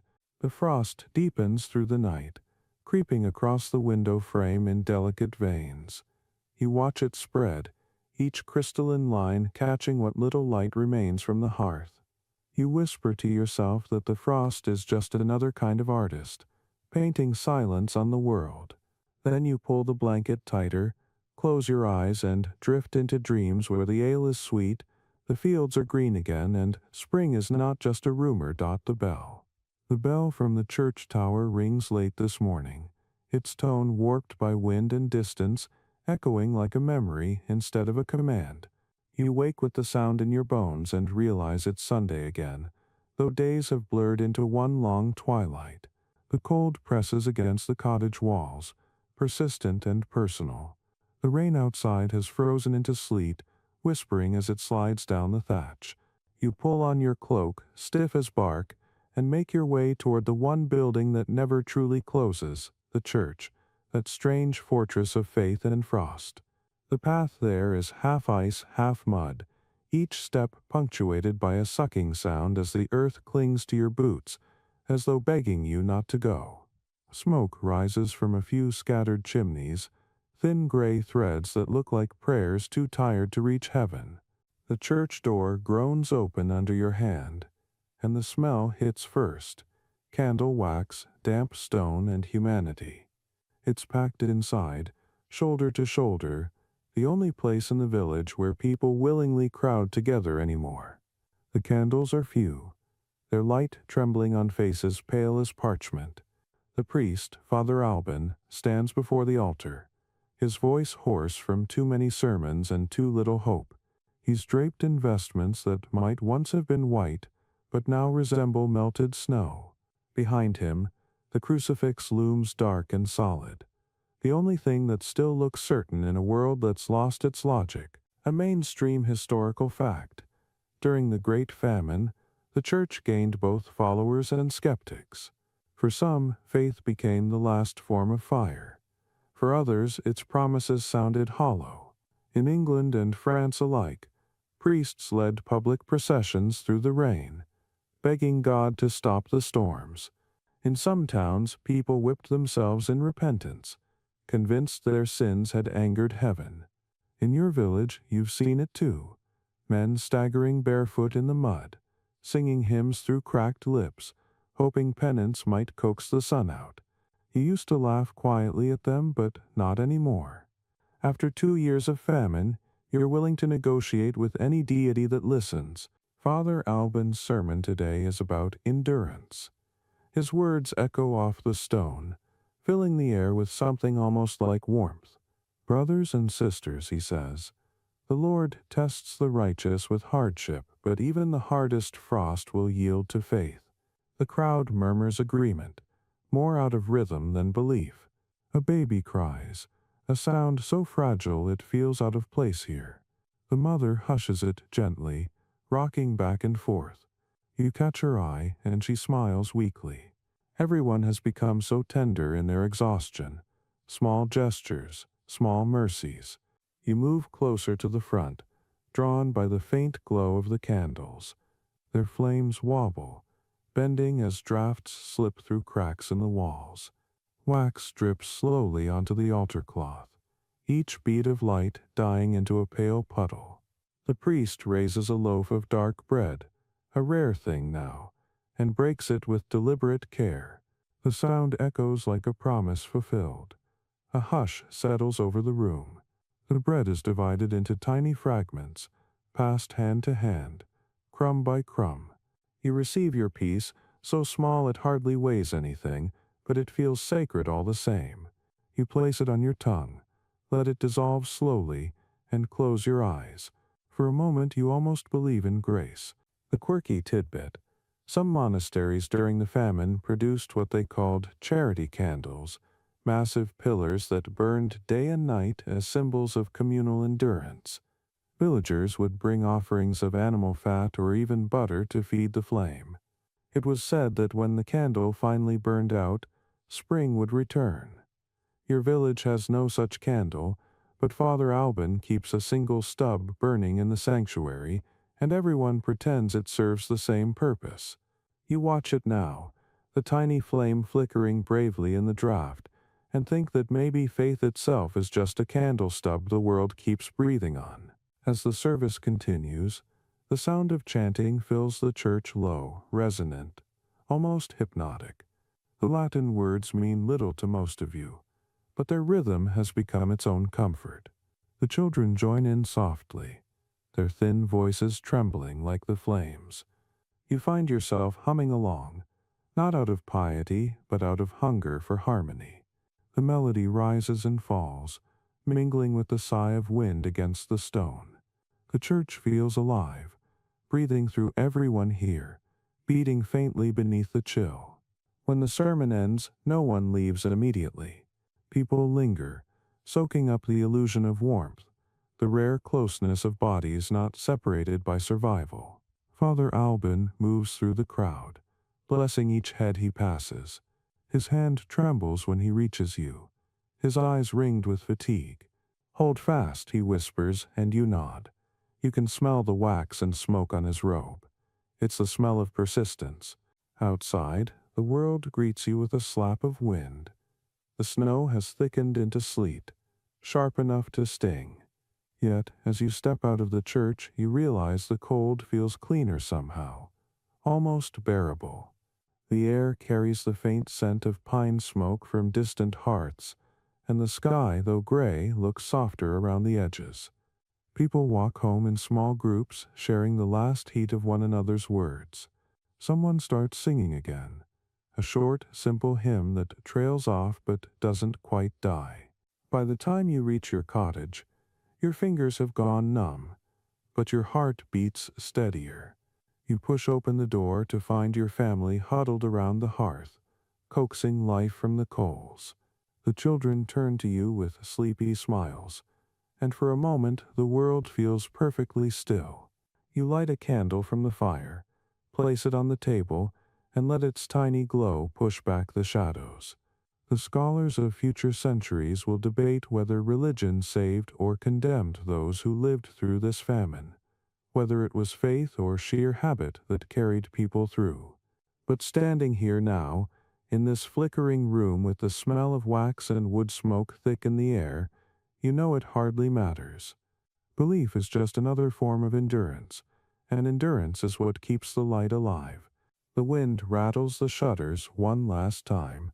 Before quieting, the candle burns steadily, the flame mirrored in your children's eyes. You exhale slowly, letting the day drain away. Somewhere beyond the storm, the bells ring again, distant, solemn, steady. You listen until the sound fades into the cold night, and then you whisper the only prayer left that still feels true. Let there be another morning. The thaw that was promised never comes. The year rolls onward like a stone down a frozen hill, heavy, unstoppable, indifferent. You wake to the smell of wet leather and realize it isn't a dream. It's your boots again, lined neatly by the fire but still slick with yesterday's rain, the soles curled like old bark. You pull them on anyway. The world doesn't wait for dry feet. Each step squelches with a small hiss, water squeezing out like the boots themselves are sighing. The cottage breathes mist from every crack, a faint vapor of fatigue. Your family moves quietly, their motions slowed by the rhythm of endless cold. Even speech has grown careful, like it might shatter if used too often.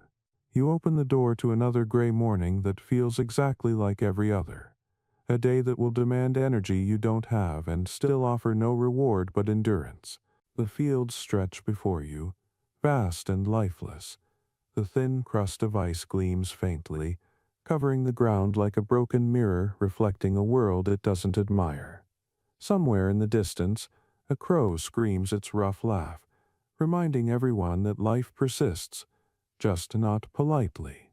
You walk toward the village well, your breath spilling white against the air, and your boots make that same mournful rhythm squelch, suck, squelch, a song of stubbornness.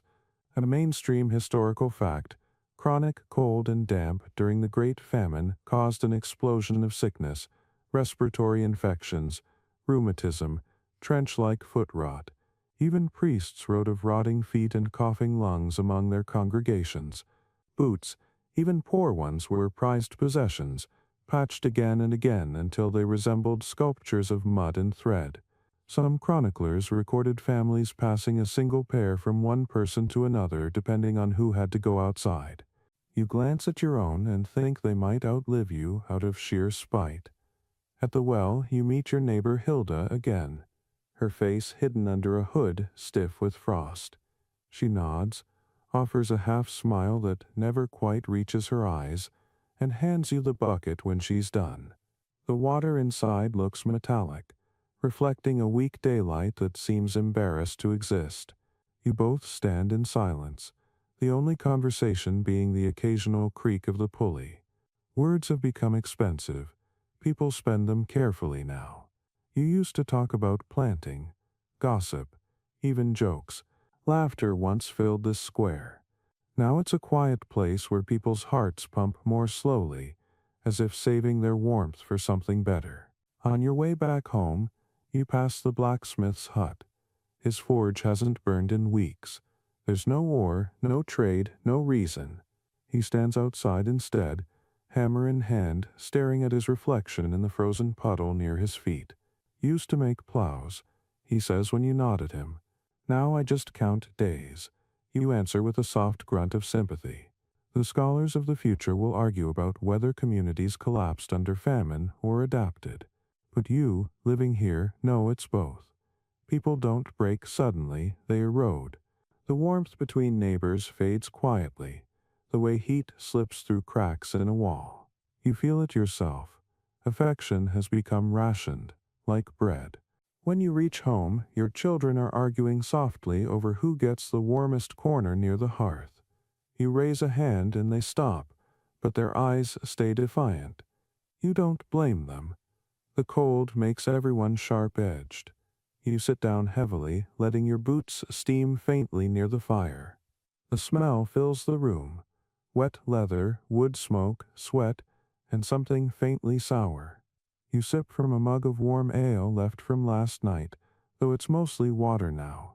Your spouse watches you from across the table, face unreadable in the half-light. There's no anger there, just fatigue, a deeper kind of silence. You share a glance that says everything words can't. We're still here, but barely. The quirky tidbit. In some regions, people attempted to waterproof their boots with mixtures of tallow, beeswax, and even soot, calling it poor man's pitch. The concoction worked for a day or two before dissolving back into grime. You once tried it yourself, spent an hour heating the wax and brushing it over the leather, pretending it was preparation instead of desperation. The boots still leaked, but the ritual helped. Humans, it seems, will do anything to feel like they have control, even painting certainty on top of decay. By afternoon, the rain starts again. You stand by the door and watch it through the streaked window, droplets crawling down the glass like slow tears. Outside, the village trudges on. A cartwheel breaks near the square. Two men argue about whose fault it is, their words brittle and sharp. The butcher's wife slams her door on a beggar. The priest walks past, muttering to himself, rosary swinging like a pendulum. The world feels smaller every week, as though famine itself has shrunk the distance between despair and habit. You think of the phrase colder hearts, Something you heard the Lord Steward say once with contempt, how peasants grow cruel when they're hungry. Maybe he's right, but it isn't malice that takes root, it's numbness. You can't light fires in a world made of wet. Empathy burns slowly, too, smothered by the same dampness that chokes your hearth. Still, even numbness can feel like survival. You find a kind of peace in it, the quiet rhythm of just existing. Evening comes early, the sky sinking into its own shadow. You gather what remains of the woodpile and coax another small fire to life. The children sit close, heads bowed, eyes reflecting the flicker. You watch the flames lick the blackened logs, the sparks leaping upward like lost souls looking for an exit. You tell them a story, voice low and steady. It's not about famine or cold, it's about summer. An impossible, exaggerated version where the river sings and bread is as thick as laughter. They listen, smiling faintly, half believing, half remembering. For a few minutes, the tension in the room eases. Later, when they're asleep, you take off your boots and place them beside the hearth again, knowing they'll be just as wet in the morning. Your spouse joins you, sitting silently. The fire crackles between you, filling the silence with something ancient and kind. You both watch it burn, the orange glow softening the lines on your faces. There's a calm in that moment, fragile but real. You lean back, close your eyes, and think about how even in a world of frozen fields and colder hearts, warmth still finds its way through the cracks, if only for a heartbeat at a time. Outside, the wind rises again, carrying with it the faint smell of wet earth and pine. Somewhere, a dog barks once and falls silent. The world exhales frost.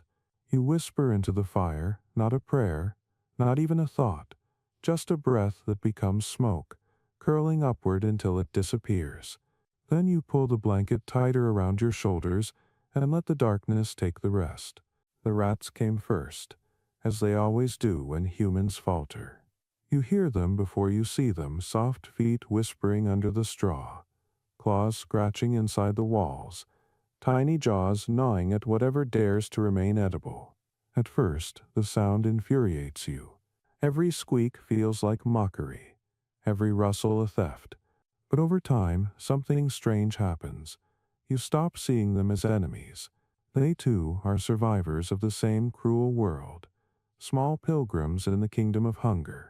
You sit one morning near the hearth, holding a crust of bread hard enough to chip a tooth, and you see a rat staring at you from the corner, its black eyes bright, its whiskers trembling in the chill. You break off a piece, toss it toward the shadows. It snatches the offering, disappears. You don't call it mercy, you call it kinship. A mainstream historical fact. Famine always breeds rats.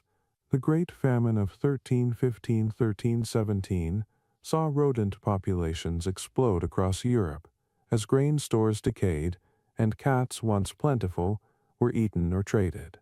Chroniclers wrote of villages ruled by vermin, though many of those same villages owed their survival to the few cats that remained. Thin saints in fur, waging war against the dark tide of squeaks. You remember your own cat, a gray scrap of life named Miri, who prowls the beams above your hearth with the dignity of royalty. She has grown lean but fierce, her coat matted, her tail twitching with the patience of a philosopher. She doesn't hunt for you, she hunts for herself, but the result is the same. Fewer teeth in your bread, fewer droppings in the flour. You've come to measure your fortune in her silent kills. That morning, the children watch Miri stalk a rat across the floor. The chase is silent, elegant, almost ritualistic. When it's done, the cat drops her catch beside the fire and stares at you, as if awaiting acknowledgement. You bow your head in mock ceremony, whisper, "A noble offering, my lady," and the children giggle. The sound, small and bright, feels miraculous in the dim room. You know this game keeps them alive as much as the cat does. Humor is another weapon against the dark. Outside, the village has learned to live with its infestation. Rats dart across streets with the confidence of tax collectors, while cats sit on fences like furry judges, deciding who gets to eat what. You pass a neighbor's doorway and see 3 rats feasting on a dead fish head while 2 cats watch from the lintel. No one intervenes. The boundaries between pest, pet, and partner have blurred. The famine has erased hierarchies even among animals. You walk toward the market square, such as it is, carrying a bundle of stale bread to trade for turnip broth. The square smells of smoke, mud, and faint rot. A few merchants stand behind rickety stalls, offering oddities, onion skins, a handful of barley, a single pigeon feather someone swears is lucky. You spot old Thomas crouched beside his cart, muttering as he throws crumbs to a cluster of rats. "Keep them happy," he says without looking up. "They eat the mold first." You laugh before realizing he's serious. The quirky tidbit: some historical accounts describe famine-era peasants deliberately feeding rats the spoiled portions of grain to protect the rest. It was a dangerous symbiosis, but hunger teaches strange logic. By afternoon, you return home to find Miri curled on the windowsill, tail flicking lazily. You sit beside her, placing the hard-earned bread on the table. The loaf is rough and gray, more stone than food, but it's yours. The children gather round, eyes bright. You slice it carefully, each cut a small ceremony. The smell is faint but comforting, earthy, smoky, touched with the memory of yeast. You give the first piece to the children, the second to your spouse, the third to yourself. When the 4th crumb falls, Miri perks her ears. You hesitate only a moment before tossing it her way. She catches it mid-air and begins to chew with absurd daintiness. The children giggle again. "She's family," you say, and you mean it. As night falls, the village fills with sound. The rain returns, drumming on roofs like impatient fingers. Somewhere nearby, a dog barks. Somewhere farther, a child cries. And underneath it all, the rats keep moving. An endless chorus of claws and hunger. You light a candle, watch its small halo fight the shadows, and think about how strange this partnership has become. Once, rats were symbols of filth and sin. Now they are fellow travelers in the long night. The scholars of the future will debate whether medieval people anthropomorphized animals to cope with despair, or whether they simply recognized the shared fragility of all living things. You could tell them the answer: famine makes philosophers of everyone. Hours pass.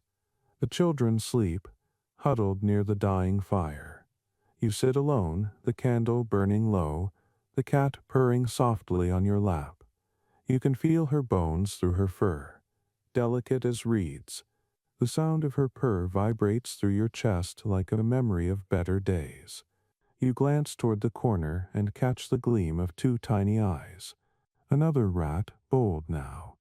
You sigh, tear off a crumb, and toss it gently. Miri's ears twitch, but she doesn't move.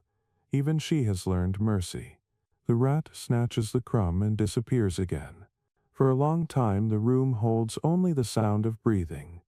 Yours, the cat's, the invisible multitude behind the walls. A thought crosses your mind, sharp and uninvited. Perhaps survival has less to do with strength than with coexistence. The famine has stripped away pride, morality, even disgust, leaving only the raw truth that all life clings to warmth when the world turns cold. You stare at the candle flame, its tiny dance reflected in Miri's eyes, and feel something like peace. You've stopped pretending that life must be noble to be worth living. Sometimes it just has to keep breathing. Outside, the moon slips between clouds, silvering the puddles in the street. You rise quietly, open the door, and step into the damp night. The village glows faintly under the mist. You see movement along the fence line. Dozens of small shadows scurrying, tails flashing, bodies blending into the mud. They move like a single living ribbon, fluid and purposeful. You watch them vanish into the dark fields, heading toward the granary. You know you should be angry, but you only nod, as if saluting fellow soldiers in the same losing war. When you return inside, the candle is nearly gone, its wick curling like a dying question mark. You sit by the fire, stroke the cat's back, and listen to the soft patter of rain. The world feels strangely balanced in that moment, predator and prey, man and beast, all bound together by the same invisible thread of hunger. The scholars who will one day catalogue this era will write about the struggle for survival, but you think they'll miss the quieter truth. There is grace here, even among rats. There is kinship in the act of sharing the last crumb. You close your eyes, the rhythm of the rain blurring into the purr beneath your palm. The fire sighs, then steadies. Miri stretches, yawns, and curls tighter. You whisper into the dim room, not as a prayer, but as an acknowledgement. We're all just trying to eat. The candle gives one last flicker before it dies, leaving the world in gentle darkness. For a heartbeat, you think you can hear the faint scurry of tiny feet retreating into the walls, like applause for your honesty. Then the sound fades, replaced by the quiet breathing of everything that has decided to live another day. It begins with a rumor whispered between coughs at the tavern, that the lord up at the manor has found a new way to make gold from frost. Not by alchemy, nor prayer, but by counting blankets. You hear it first from a shepherd too tired to laugh, his hands trembling around a mug of thin ale. They mean to tax warmth, he says, 1 coin per blanket, per bed. The room falls silent, the idea too absurd even for this desperate century. But absurdity has become the only coin left that never loses value. Within a week, the rumor hardens into fact. A crier rides through the muddy lanes, his horse wrapped better than half the villagers, shouting decrees through the sleet. By order of his lordship, all households shall declare their blankets for the record of hearth dues. You stand there in the cold with your neighbors, each word landing like a stone in your gut. It isn't that you have much to lose. 2 threadbare wool sheets, a patched cloak, and a child's scrap of linen that barely counts as fabric. But it's the insult that stings. The fields are frozen. The cows cough steam instead of milk. And now the man who lives behind stone walls wants to measure your comfort. A mainstream historical fact. Medieval lords and monarchs often imposed arbitrary levies during famine years, hearth taxes, fuel dues, even chimney rights to recover lost income from failed harvests. In 1316, chroniclers recorded peasants forced to pay in wool, cloth, or labor when coin had vanished. For some, warmth itself became a luxury commodity. You think of this as you listen to the crier's words dissolving into the mist, and it occurs to you that perhaps tyranny and cold share the same temperament. Each takes what little remains and calls it necessity. You walk home in silence, boots heavy with mud. The village seems quieter now, more brittle. Smoke rises from chimneys like accusations, each one a signal that warmth has survived another day and might soon be tallied for it. The children greet you at the door, their breath fogging in the chill. They ask if the Lord will really come count their blankets. You smile thinly, tell them that important men never count anything themselves. The laughter that follows is small and tired but real. The next morning, 2 stewards arrive from the manor, cloaked in fur that gleams even under gray skies. They knock with a rhythm that suggests ownership. Your spouse opens the door, and they step inside without asking. Their boots drip clean water, untouched by the mud that swallows yours daily. One carries a scroll, the other a quill. They glance around as though cataloging your poverty for sport. 2 blankets, 1 mutters, making a mark. 3 children, 1 hearth. He leans down, pokes at the smoldering embers. Small fire, he adds, almost to himself. You can't tell if that spares you or damns you. Before they leave, the quillman looks up and says, "Payment due in wool by the month's end." You watch them ride away through the slush, their laughter carried by wind sharper than glass. The quirky tidbit, History remembers stranger taxes. In medieval France, one lord famously levied a shadow tax on market stalls, charging merchants for the area their awnings shaded. Others taxed windows, doors, even the number of smoke plumes from chimneys. The logic was simple. If you could afford light or heat, you could afford to share it with your betters. You think of that as you sit by the hearth that evening, mending the same blanket for the third time, every stitch both defiance and surrender. Days stretch on. The village buzzes with stories. One farmer hides his bedding in the barn loft. Another dyes his blankets brown to blend with straw. Old women joke about sleeping under lies instead of wool. Lies, after all, can't be taxed. But behind the humor sits a slow, smoldering resentment. Hunger breeds silence, but injustice awakens something older, fiercer. You see it in the way people look at one another now. Not with suspicion, but with quiet recognition. You all share the same absurd fate. Too poor to live, too stubborn to die. When the stewards return 2 weeks later, something has shifted. The villagers meet them in the square, not with weapons but with words. Sharp, short, dangerous in their honesty. "Take our blankets if you can sleep under them," someone calls out. "Take our fires if you can breathe our smoke." The stewards hesitate. Authority feels smaller in the cold. They make a show of recording names, then leave faster than they came. That night, the tavern hums with quiet triumph. The ale tastes stronger, the laughter freer. Even the fire seems to burn with a bit more courage. The scholars of later centuries will debate whether such small rebellions mattered, whether defying a blanket tax changed anything. They'll talk of social unrest, proto-democracy, the politics of poverty. But here, in the wet hush of 1316, you know what truly changed. People remembered themselves. For one night, the village felt like a single body, breathing, warm, unafraid.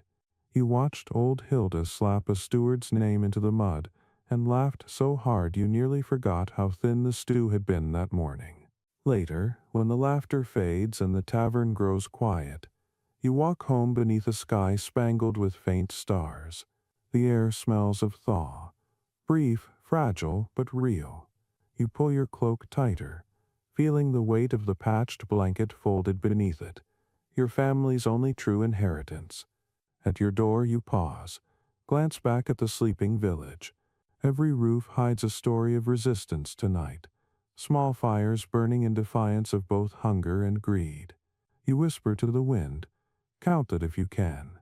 Inside, your children sleep huddled under the same wool that once belonged to your mother. The fire murmurs softly. The cat stirs. The world outside resumes its slow, indifferent rhythm.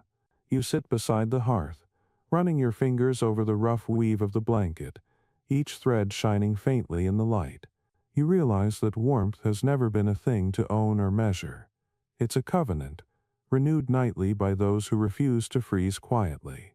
As dawn approaches, a thin streak of pink appears at the edge of the clouds. The frost on the window begins to melt, tracing crooked paths down the glass. Somewhere far off, a rooster crows, weak, hoarse, but certain. You smile and feed another scrap of wood to the fire. The blanket drapes over your knees like a flag of quiet victory, a reminder that even the poorest can rebel simply by staying warm. You close your eyes, letting the heat seep into your bones, and for the first time in weeks you believe the sun might come back. Not because it must, but because you've earned it. They come shuffling through the mist like ghosts wearing too many scarves, their carts creaking, their breath steaming in little bursts of confidence. The itinerant healers, the wandering physicians of mud and rumor, arrive when the frost grows cruelest, when the villagers' coughs turn to songs, and every joint aches like unpaid debt. You hear their bells before you see them, tiny chimes tied to donkey harnesses, tinkling through the gray air like half-forgotten hope. The villagers emerge from their cottages, curious despite themselves, clutching coins, dried herbs, or scraps of linen to barter. Hope has become the only medicine anyone can afford. You join them at the edge of the square, the ground soft under your boots from yesterday's thaw and today's betrayal of ice. There are 3 of the healers this time. A tall man wrapped in furs that smell faintly of vinegar, a woman carrying jars that glow amber in the weak light, and a boy no older than 12, clutching a steaming kettle as if it contained salvation. The tall man introduces himself as Master Ivo of Brabant, though his accent wavers suspiciously between everywhere and nowhere. His voice has the warm rasp of someone who has sold many cures to many desperate ears. The cold, he announces, is a spirit that must be expelled from within. It hides in your bones, whispering lies to your blood. But I have brewed its undoing. The villagers murmur, leaning closer, a mainstream historical fact. During the Great Famine, itinerant healers and herbalists roamed the countryside offering warming tonics and blood thickeners. Many were quacks. Some were genuine herbalists who understood the few plants hardy enough to survive the cold. They sold infusions of onion, honey, and boiled leather, claiming the mixture could heat the humors and ward off chill. Chroniclers called them charlatans, yet their potions sometimes worked, mostly because they contained alcohol or sugar, which were rare luxuries that lifted spirits more than temperatures.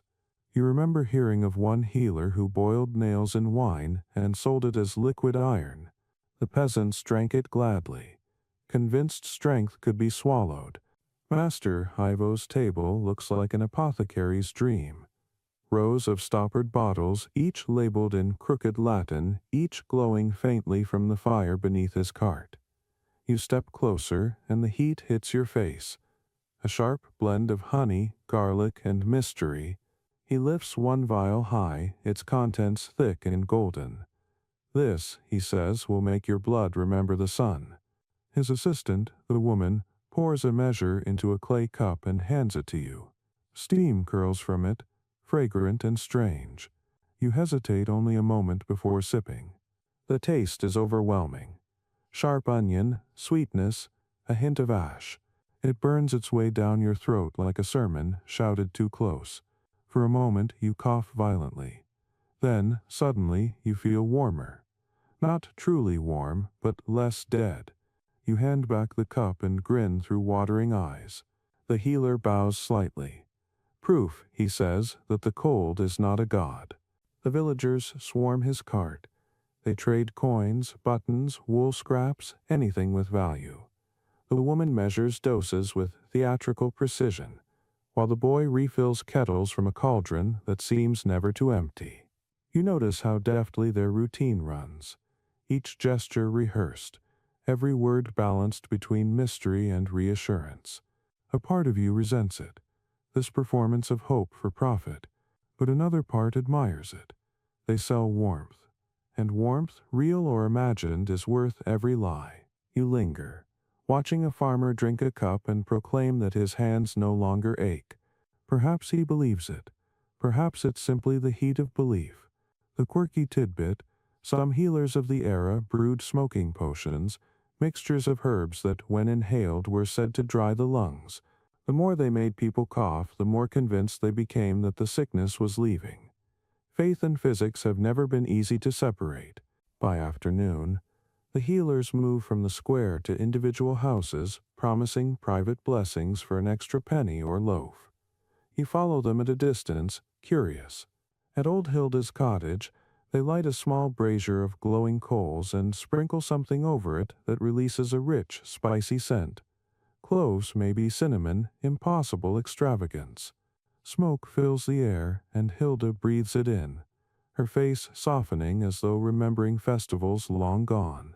She presses her palms together and murmurs a prayer. The healer nods solemnly, as if sanctifying the moment. You step away, unwilling to break the spell. The scholars of later centuries will argue about these wandering doctors, whether they were frauds preying on fear or unsung heroes of morale. You think the truth is simpler. They were warmth disguised as people. They appeared when the world felt empty, and left behind a faint smell of honey and garlic that clung to the memory of spring. When night falls, they set up camp beyond the village edge, their small fire glowing through the mist. You visit them again, bringing a bundle of kindling as thanks. The boy grins, teeth bright against soot-streaked cheeks. The woman pours you another cup of their potion. Less pungent this time, sweeter. You sit beside the fire, the three of them sharing stories between sips. Ivo tells of a frozen town where the dead were stacked like firewood, of a miracle herb that grows only under full moons, of a saint who melted snow with his breath. You can't tell where truth ends and hope begins, but by then it doesn't matter. As the flames crackle, you notice the boy nodding off, his head resting against the woman's shoulder. She brushes a lock of hair from his face, her expression weary but gentle. Ivo catches you watching and shrugs. He was sick once, he says quietly. We kept moving so the cold couldn't find him again. You nod, understanding. Everyone here is running from something. Hunger, frost, despair.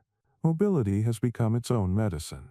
When you rise to leave, Ivo presses a small clay jar into your hand. For your hearth, he says. Boil it with water when the nights grow cruel. The mixture inside smells faintly of herbs and ash. You thank him and walk back through the sleeping village, the jar warm against your chest. The moon peers weakly through the clouds, its light reflecting off puddles that have begun to freeze again. At home, you empty the jar into a pot of water, watching it swirl into gold. The scent fills the cottage, strange and comforting. Your spouse stirs in sleep, murmuring, "What's that smell?" You smile, "A cure for winter." You whisper. The liquid bubbles softly, steam rising to kiss the beams above. You ladle a cup for yourself, sip slowly. It's bitter, but behind the bitterness lies something kind. Something that tastes faintly of persistence. Before dawn, the healer's cart creaks away from the village. You wake to the sound and step outside just in time to see them vanish into the fog, their bells fading into memory. The air feels colder without them, but your hearth still glows faintly as if a fragment of their fire decided to stay. You hold the cup in your hands, breathe in its fading warmth, and whisper a silent blessing to those strange merchants of hope. When the sun finally crawls over the horizon, weak but real, you pour the last of the potion into the coals. It hisses, releasing one final breath of honey and ash. The smell fills the room, clinging to your hair, your clothes, your walls. You know it will fade by nightfall, but until then it feels like proof that warmth, however borrowed, can be made to linger if you believe hard enough. By the middle of the third winter, people begin to look upward again, not toward the weather, but toward the heavens. When food and firewood vanish, when even laughter freezes halfway out of a mouth, the imagination begins its own thaw. You notice it first in whispers at the tavern. Someone claims that St. Agnes was seen standing in the blizzard, her veil untouched by frost. Another swears that St. Dunstan's statue in the chapel dripped water one night, as if the stone itself had begun to weep the cold away. The rumors spread faster than frost along a window. Soon everyone has a story, a miracle, a promise that warmth is not gone but merely hiding in holy disguise. You, who have long since stopped trusting the weather, listen anyway, because even disbelief feels warmer than despair. The world of 1317 is smaller now, wrapped in a crust of snow that never truly melts. The fields, the wells, even the rivers, all half asleep, all whispering under the ice. You step outside one morning and hear the faintest hum in the air, a low vibration that might be wind or might be prayer. The villagers are gathering near the church, their breath turning into white ghosts as they sing. The priest, Father Alban, stands at the front holding a candle that should have gone out long ago. The flame bends in the wind but refuses to die.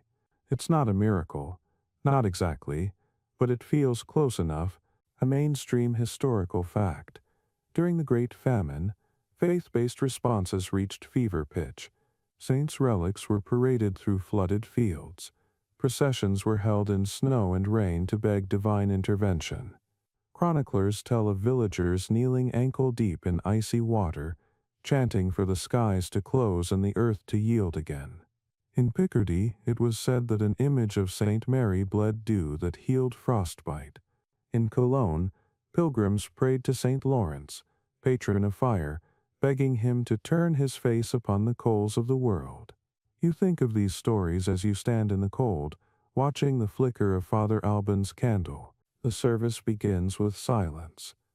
The priest raises the candle and says, "Tonight we call upon those who once carried heat through the storms." One by one, the people name saints: Agnes, Brigid, Nicholas, Benedict, Blaise, each syllable falling like snowflakes, light but countless. The chant grows until it's less prayer than vibration, a sound that fills the air like the hum of a beehive.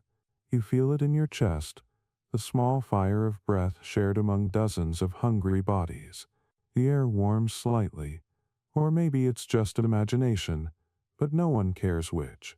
Beside you, an old woman begins to tell her version of the legend that Saint Brigid once struck her staff into frozen ground and coaxed spring water from it, that she could melt snow with kindness alone. The children listen, wide-eyed, their faces pale moons in the candlelight. You've heard this story since childhood, but tonight it feels different. Less like fable, more like possibility. The quirky tidbit: archaeologists have found ancient pagan sites beneath many shrines to Saint Brigid, suggesting that her legend inherited the mantle of older fire goddesses.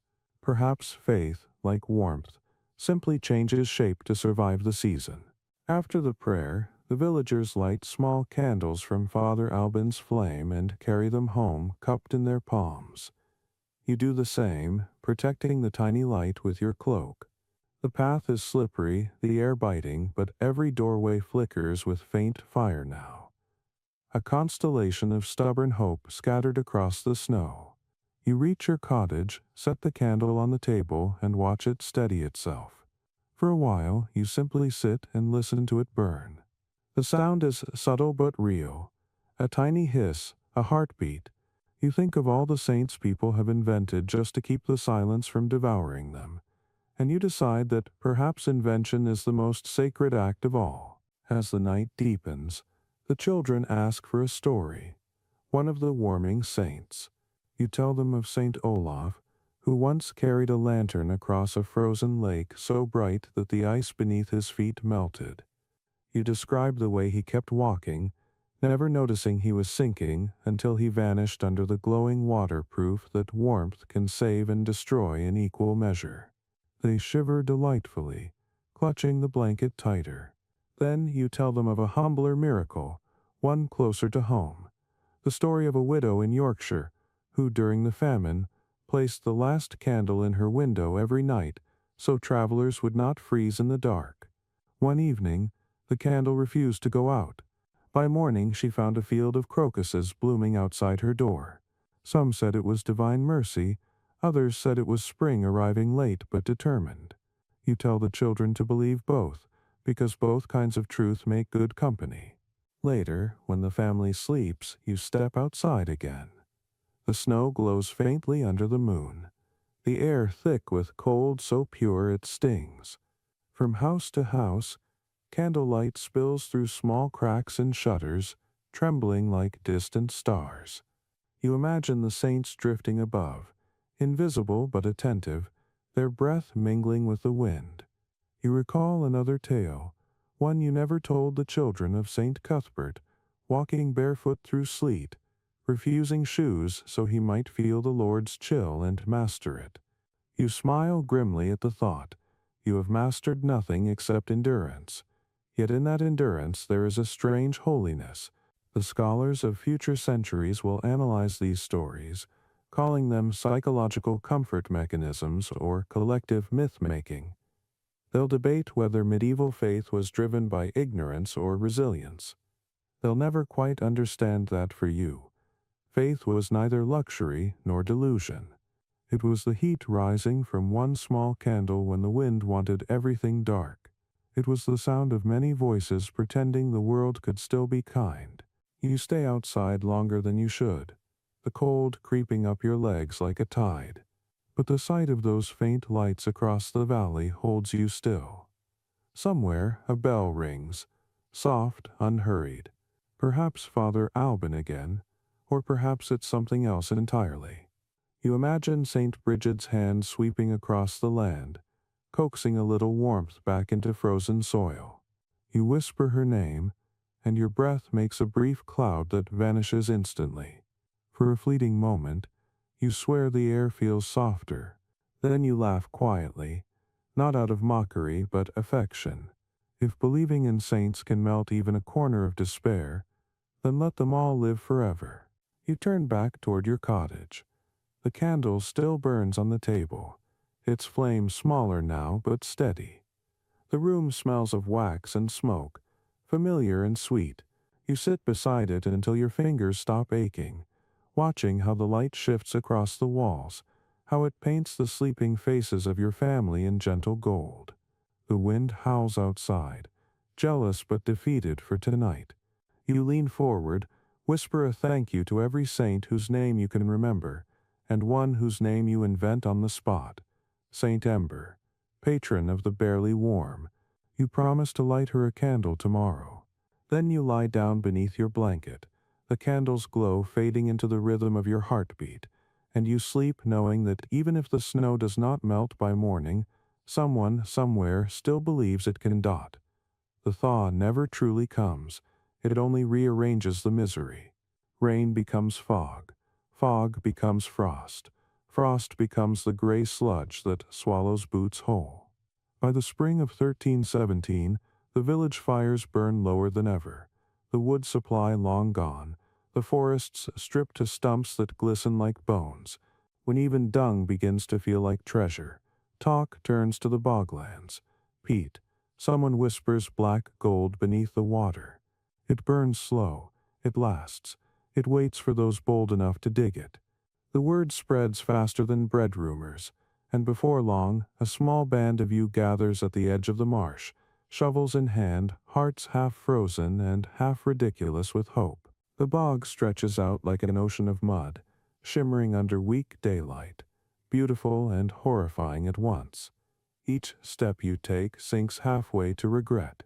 Mist curls around your legs, thick as breath, and the ground sighs with every movement, as if the earth itself resents the intrusion. A mainstream historical fact. Throughout the Great Famine, communities in Ireland, Scotland, and northern England turned to peat cutting as the last sustainable source of fuel. It was dangerous work, cold, wet, and exhausting, but peat, when dried properly, could keep a hearth burning for days. Archaeological evidence even shows families drying slabs of it inside their cottages, walls turned brown with its smoke. You think of that as you sink another inch into the mire, and wonder if survival is just a long negotiation with filth. Your companions are a motley crew. Old Tomas with his back bent like a question mark, Hilda with her patched boots and sharper tongue, and two boys barely grown who still mistake exhaustion for adventure. You dig together in silence, your shovels squelching through layers of wet soil that smell of centuries. The first slab you lift feels heavier than sin, dripping black water that stains everything it touches. Hilda mutters, "The devil's sponge," but she stacks it anyway. The bog grips your boots, and for a terrifying moment you feel it pulling, greedy as hunger itself. You yank free with a gasp, stumble, and laugh. The others laugh too, not because it's funny, but because laughter is the only dry thing left in the world. By midday, your hands are blistered, your clothes soaked through. The air tastes of iron and rot. You pause to drink from a flask of weak ale, and it burns pleasantly on the way down. The boys start singing, some nonsense ballad about heroes and kings, their voices cracking like thawing ice. Hilda joins in, off-key but determined. Even Tomas hums a little, low and steady, keeping rhythm with his shovel. You realize you've become part of something ancient, this endless human ritual of turning misery into music. The quirky tidbit: medieval people sometimes mixed dried peat dust with animal fat to form crude candles, which gave off a terrible smell but light enough to write by. Chroniclers complained, but people did it anyway. Light, like hope, doesn't have to be pleasant to be necessary. As the sun slides lower, you've gathered enough peat to fill 2 carts. You load it with care, each slab dripping like a wound. The cart wheels groan under the weight as you begin the slow trudge home. The bog watches you go, steaming faintly in the evening chill. Behind you, mist swallows the holes you dug, erasing your labor as though embarrassed by your persistence. You imagine the land whispering, "Take what you must, but remember who owns the silence." You promise silently to leave something behind, though you're not sure what. When you reach the village, the people cheer weakly but sincerely. Children run to touch the peat, fascinated by its oily sheen. You unload it near the communal hearth, stacking it neatly like dark loaves. Someone lights the first piece, and it smolders stubbornly, releasing a deep earthy scent, half smoke, half resurrection. The fire grows slow but steady, glowing red as old blood. You watch the flames lick the edges of the peat, consuming centuries of buried life, and realize that this heat comes from ghosts, plants, animals, moss, time, all collapsed and pressed together into this single smoky gift. The scholars of future ages will call it fossil fuel, but tonight it's simply grace that burns. The villagers gather around the fire, faces flushed in the glow. Old Tomas holds his hands over it, muttering a prayer older than Latin. Hilda snorts and calls him a pagan, but even she doesn't move away. Someone brings out a pot of thin broth, and for the first time in weeks it bubbles properly. The steam fogs the air, mixing with laughter with relief. You sit close, feeling the warmth crawl into your bones, the ache of your muscles softening. For a fleeting moment you remember summer. Not real summer, but the memory of its smell. Grass, dust, the sweetness of distant fields. Night deepens. The peat fire burns on, steady and patient. You stare into it and think about the bog waiting out there in the dark, holding enough heat to last another 100 winters if only you're brave enough to take it. But bravery and madness share the same face now. You picture yourself sinking into that mire someday, body preserved in the cold, skin turning to leather, eyes sealed but still seeing. The bog keeps secrets well. You wonder if one day some future digger will find you there, mistake you for a king or a priest, and never guess you were simply cold. Later, when most have gone to bed, you stay by the embers. The fire hums softly, the air thick with its perfume. You feel both comforted and haunted. You know what burns inside that hearth isn't just fuel, it's memory, pressed and hardened, finally set free. The scholars who come centuries later will marvel at the preserved bog bodies, the artifacts, the forgotten songs buried under the muck. They'll say these people lived simply. You smile at the thought. There is nothing simple about refusing to die. Before you sleep, you take one last piece of peat from the stack and carry it home. You place it by your hearth, touch it lightly, and whisper, "Tomorrow." The word feels heavy, but it burns nicely on the tongue. You crawl into bed beside your family, still smelling of the bog earth, smoke, and something older than both. Outside, the wind moans through the chimneys, but inside, the peat holds its glow. It's not a heroic fire. It's quiet, stubborn, utterly human. You close your eyes, listening to it breathe, and for the first time in months, you believe that the earth, despite everything, still loves those who dig deep enough to ask Dot. When the first green shoots finally push through the muck, the villagers treat them like miracles. After years of rain, the color itself feels supernatural. You wake one morning to the smell of thawing soil, the air sharp but lighter somehow, the kind of cold that promises mercy instead of menace. The fields that have slept under months of gray now glisten with rivulets of meltwater, tiny rivers cutting through forgotten furrows. Birds return cautiously, their songs hesitant, like musicians tuning before a performance no one's sure will begin. For a few brief days, everything moves faster. People open their doors wider. The children run barefoot into puddles until their mothers drag them back in. You step outside and feel warmth on your face. A weak sun, but a sun nonetheless, and your heart lurches at the memory of what that used to mean. You almost believed the famine is over, that the great hunger has burned itself out at last. But spring in 1317 is a liar, and you've learned to mistrust beauty that arrives too early. The first clue is the smell. Beneath the freshness, beneath the flowers and damp grass, there's rot, the earth's hidden confession. The granaries you helped rebuild last autumn are full of mold again. The wheat turned black, the barley green with sickness. A mainstream historical fact. By the third consecutive year of wet summers and cold winters, Europe's crops had collapsed entirely. Fields drowned before they could ripen, and what little grew was blighted by ergot, a toxic fungus that twisted grain into black claws. People who ate it suffered visions, seizures, madness. Chroniclers called it St. Anthony's fire. But to you, it looks like punishment. You see it first in the eyes of your neighbor, young Anders, who stumbles through the village muttering about golden angels hiding in the fog. His hands tremble, his smile too wide. By evening he's screaming, clawing at his own arms, claiming his blood has caught fire. The priest prays over him until he collapses, still muttering about bread that bleeds. The next morning, Anders is gone. They say he wandered into the marsh and sank without a sound. You and the others watch the fog roll over the bog that swallowed him and pretend it's just weather. The quirky tidbit: later historians would argue that outbreaks of ergot poisoning might explain entire waves of medieval hysteria. Visions, witch trials, saints' apparitions. The fungus made the world shimmer with feverish brightness, turning suffering into hallucination.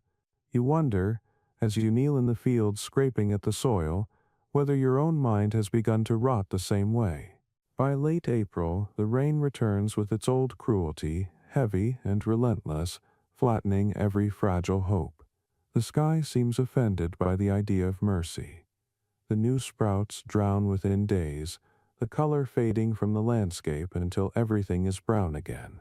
You stand ankle-deep in mud, watching a river of melted snow swallow the last dry patch of earth, and you laugh, loud and bitter. Even the priest stops calling this God's test. It's just weather now. Merciless, meaningless, real. Still, people plant again, because not planting feels like suicide. You join them, pressing seeds into wet soil with fingers cracked and raw. The work feels more like prayer than labor. The scholars of the future will write about this persistence as if it were noble, a sign of medieval faith. They won't understand that it was instinct, not virtue. You dig because the body refuses to accept futility, even after the soul has. The rain turns colder again. The wind smells of ice. You come home soaked, shaking, your hands so numb you can't untie your cloak. Your spouse helps you, neither of you speaking. Words feel unnecessary now. You both live in the space between breath and endurance. The fire sputters weakly in the hearth. You throw in the last piece of peat, the final echo of that great expedition months ago, and watch it smolder into red size. That night, you dream of summer. Impossible summer.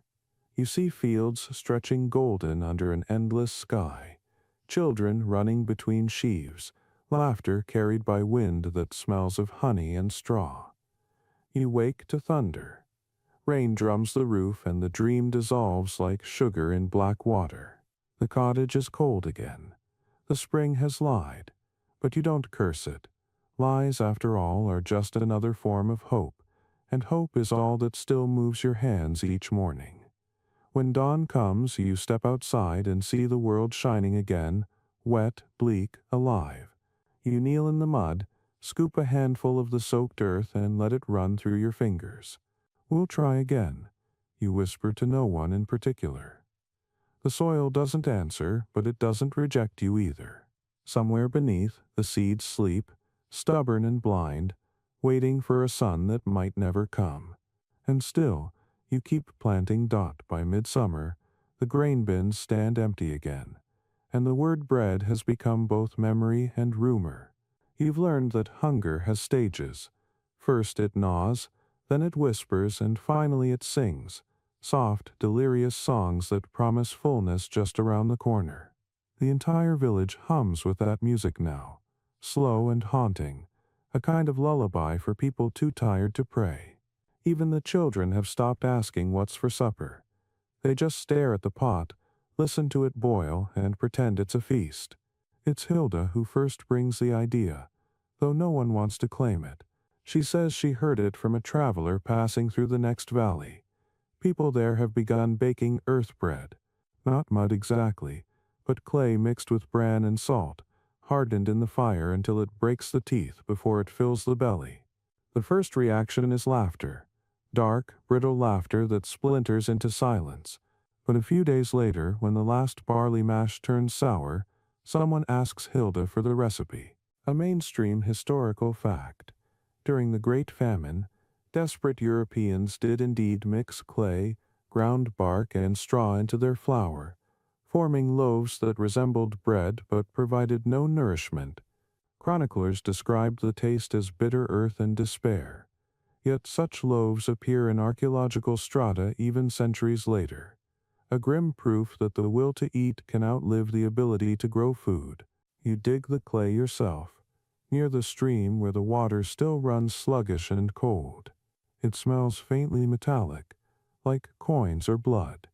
You scoop it with numb fingers, knead it with scraps of old bran, and add just enough water to make it hold shape. The mixture feels alive, slick, dense, untrustworthy. When you bake it, the smoke that rises smells of dust and regret. The loaves emerge from the ashes like stones, cracked and gray.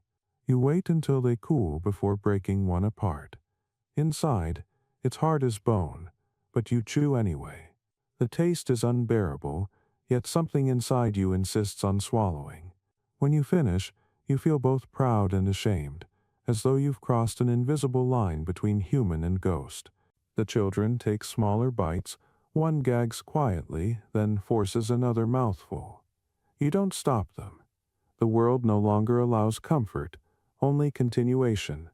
You tell them it's soldier's bread, a brave meal, a test of strength. They believe you, or pretend to. The youngest even smiles, lips streaked gray with clay, and whispers that the taste isn't so bad. You look away. The quirky tidbit. In some places, these famine loaves became talismans rather than food. People would hang them from rafters as protection, believing that to eat earth once was to bind oneself to it forever, that hunger could no longer claim what had already become part of the soil. You think of this as you set one unbroken loaf beside the hearth, a small idol to endurance. By late summer, your stomach feels like stone itself.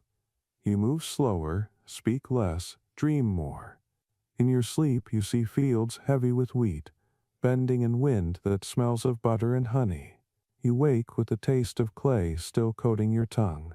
The scholars of the future will study the bones of your time and find traces of soil in the stomachs of the dead. They'll call it tragic. You'd call it practical. One evening, while watching the sun fade behind the hills, you notice how the light turns everything to gold. The trees, the thatch, even the mud on your boots. For a moment, the village looks rich again, like one of those illuminated manuscripts the monks keep locked in their cloisters. You stand there until darkness swallows the illusion, the first stars flickering above the roofs. Hunger hums in your body, steady and rhythmic. It feels almost holy now, like a drumbeat keeping time with the earth itself. You walk home, hands stained with dirt, and break the last clay loaf in half.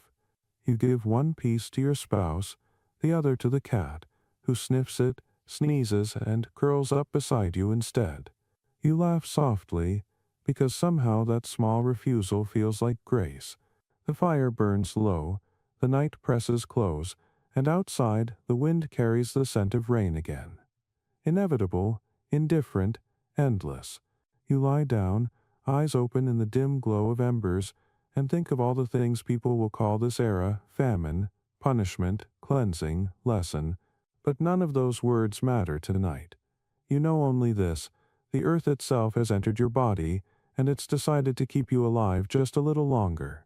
By the time the harvest should have filled the square with noise, vendors calling, chickens squawking, laughter rolling through the streets, the market has fallen mute. The stalls are there, yes, but their colors are gone, their tables bare. Where there should be the bright clutter of apples, fish, or barley, there's only gray cloth stretched over wood, fluttering in the wind like defeated banners. You walk through the silence, the echo of your footsteps sounding far too loud.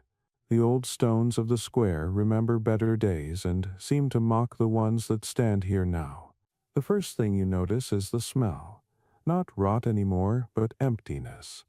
The air carries the faintest trace of smoke, like the ghost of a feast, but it fades before it reaches your lungs. A dog crosses the square, ribs sharp as the shadows that fall from the broken roof of the guild hall. The creature glances at you once, an expression of equal parts curiosity and apology, then trots away, unconvinced you have anything worth stealing. A mainstream historical fact. Famine changes markets into theaters of survival. Archaeological and record evidence from 1317, 1318 shows entire towns reverting to barter economies. Coins lost meaning. Worth was measured in calories and heat. In some towns, peasants traded candles for onions, shoes for bones, bread for protection. You think of that as you step toward the only occupied stall. A man wrapped in fur that's gone the color of wet ash, his table scattered with strange objects, a pair of tin buttons, a cracked mirror, a dried rat strung by the tail. He doesn't look up as you approach. You ask. Because habit demands it. What he'll trade for a loaf. He laughs softly. The sound dry as splintered wheat. A loaf for what? He says, and you realize he isn't mocking you. He's asking a real question. Bread no longer belongs to this economy. It belongs to the imagination. You show him a bit of wool, spun unevenly by your spouse in the long evenings by the fire. He touches it, nods, and slides the mirror toward you. For light, he says simply. You take it. It's cracked across the middle, but when you tilt it, you catch your reflection. Thin, hollow, unrecognizable, but alive. You tuck it away like a treasure. Others drift through the square, bartering their remnants of life. Hilda trades a wooden spoon for 2 lumps of peat. A boy offers his shoes for a single onion that looks more bruised than bulb. An old man sits beside the church steps, holding up a length of twine and chanting, "Strong rope, strong luck," as if the rhyme itself could sell it. You pass him a scrap of cloth. He hands you the rope with a grin that shows only gums. For a moment, both of you feel victorious. The quirky tidbit: famine-era markets often included silence days, when trade was conducted entirely by gesture. Chroniclers wrote of crowds standing in perfect quiet, nodding, pointing, bartering with eyes rather than words. Speech wasted too much strength. Watching the square now, you understand. The murmur that runs between people isn't language anymore, it's rhythm, survival's faint heartbeat. By noon, the rain returns. Light at first, then steady. The crowd thins. The man with the rat wraps it carefully in cloth. The boy with the onion bites into it raw, eyes watering. You linger, unwilling to let the scene dissolve, because even this muted ritual of exchange feels like proof that civilization hasn't entirely drowned. You walk past the last stall and glance back once. The market's flag, a scrap of faded red, still flaps stubbornly from its pole. It has no emblem now, no purpose, but it stays upright. You take that as a sign. On your way home, the road feels longer than usual. You clutch the mirror in your pocket, thumb tracing its jagged edge. The sun appears briefly through the clouds, and when you look up, the rooftops shine wet and silver. For an instant, the village almost looks prosperous again, washed clean rather than stripped bare. Then the clouds swallow the light, and everything returns to gray. At home, the children are quiet, their play reduced to small games with twine and pebbles. You give them the mirror. They gasp at their own reflections, laughing shyly at the strange faces staring back. Their laughter fills the room for a few heartbeats, and you realize that this too is a kind of trade. You give them distraction, they give you sound. The scholars of tomorrow will call these years the darkest of the Middle Ages, but they'll never hear the small noises that kept it from being silent altogether. You sit by the hearth that night, polishing the cracked mirror with a piece of wool until it gleams faintly in the firelight. The face that stares back at you looks older than it should, worn by rain and waiting. Yet there's a spark in the eyes that wasn't there last winter, a tiny, foolish light that refuses to extinguish. You think of the market again, the strange barter of nothing for nothing, and understand that survival has become its own form of currency. The people who endure will do so not because they have more, but because they keep exchanging something invisible, faith, humor, stubbornness, when all other goods are gone. Outside, the rain softens into mist, the air humming with its familiar gray lullaby. You lean back, close your eyes, and listen to the quiet that no longer feels empty. The world has learned to live in a lower register, a quieter tone, a language of endurance. Somewhere in the distance a bell tolls, faint but steady. The market may have fallen silent, but life, absurd and unkillable, keeps on counting the hours. By the 4th year of cold, when the air itself seems to have lost its will to move, people begin to say that the monks up on the hill have learned how to trap warmth. The story travels through the mud like fire through straw. You hear it first from a shepherd whose breath smells of frozen ale. They burn one candle and heat the whole abbey with prayer. It sounds like nonsense, but you're desperate enough to believe nonsense now. So one morning before dawn, you set out toward the monastery, boots stiff, cloak heavy with frost, your breath coming out in ribbons that freeze before they fade. The path winds through black pines, their needles clicking in the wind like chattering teeth. When the abbey finally comes into view, it looks less like a building than a thought, a cluster of stone and smoke suspended above the valley. Bells toll once, low and patient, a sound that seems to vibrate inside your ribs. You push open the wooden gate, expecting cold, but instead a wave of mild air brushes your face. It isn't warmth exactly, but it isn't misery either. You stand there, stunned. A monk approaches, face half hidden beneath a hood, hands tucked into wide sleeves. "Peace," he says, voice quiet as parchment. His name, he tells you later, is Brother Elric, keeper of the abbey's fires of Providence. You follow him inside, through corridors lined with candles, hundreds of them, some new, others melted into elegant stalagmites of wax. The air smells of honey, smoke, and something medicinal. The warmth isn't steady. It breathes, pulsing like a slow heart. A mainstream historical fact. Monasteries during the Great Famine became centers not only of charity but of primitive science.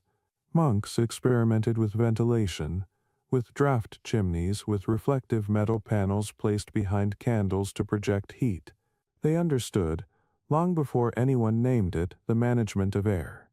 In places like Citeaux and Durham, records describe hot rooms where manuscripts dried and sick brothers slept. They didn't call it thermodynamics, but they had already learned that heat, like grace, must be guided, not demanded. Brother Aelric shows you the abbey's secret. In a narrow stone chamber sits a brazier half the size of a cauldron, fed not by wood but by peat and animal oil. Above it, thin copper plates hang on wires, shimmering faintly in the dim light. The heat rises, he explains, but we trap it here and guide it through the walls. The stones remember warmth. You touch the wall, it's faintly warm indeed, like a hand that's just stopped praying. He smiles at your wonder. The world forgets, but the stones remember, he repeats. It's only fair that we remind them. You spend the day helping the brothers with their work, carrying peat bricks, stirring the soup pot, mending the leather bellows. The silence inside the abbey isn't the emptiness of the village. It's something richer, like music stretched into stillness. The monks hum while they work, a low circular chant that seems to steady your breathing. The quirky tidbit: many Cistercian orders used chant not just for worship but for rhythm. Modern acousticians have discovered that those drone tones resonate at frequencies that calm the nervous system. You don't know the science, but you feel it. The warmth deepens when they sing. At supper, they feed you barley broth, watery but fragrant with onion and thyme. You eat slowly, grateful for both heat and company. Brother Elric asks about the village, and you tell him the truth. People are tired of miracles that refuse to arrive. He listens without judgment, nodding as though he's heard the same story 100 times. Miracles are just physics we haven't befriended yet, he says. Even God had to learn to kindle the first flame. You almost laugh, but his expression is too serene for mockery. After the meal, the brothers gather in the chapel for the office of fire, a ritual you've never seen before. Each monk carries a small candle. One by one, they light them from a single flame kept burning all year, an ancient votive that glows inside a crystal lamp. When every candle is lit, the abbey transforms. Shadows vanish, replaced by a golden haze that makes even the cold stone walls seem alive. They begin to chant, the sound rising and folding, their breaths moving like wind through a forest. For a moment, you feel the impossible, true warmth. Not from the fire, but from their voices, their shared exhalations filling the space. You fall asleep that night on a straw pallet near the great brazier, dreaming of sunlight pouring through thick glass. When you wake, dawn is just brushing the windows, painting the frost with pink. The monks are already working. Brother Elric hands you a cup of hot milk mixed with honey and a few drops of something sharp, pepper maybe. It tricks the body, he says, believes it's summer again. You drink, and he's right. For a moment your fingers stop aching. Before you leave, Elric presses a small copper plate into your palm, the same kind that hangs above the brazier. Set it behind your fire, he says. It will remember the warmth longer than you can. You thank him, unsure how to repay kindness in a world where kindness feels extinct. He simply nods. Return when the cold forgets your name.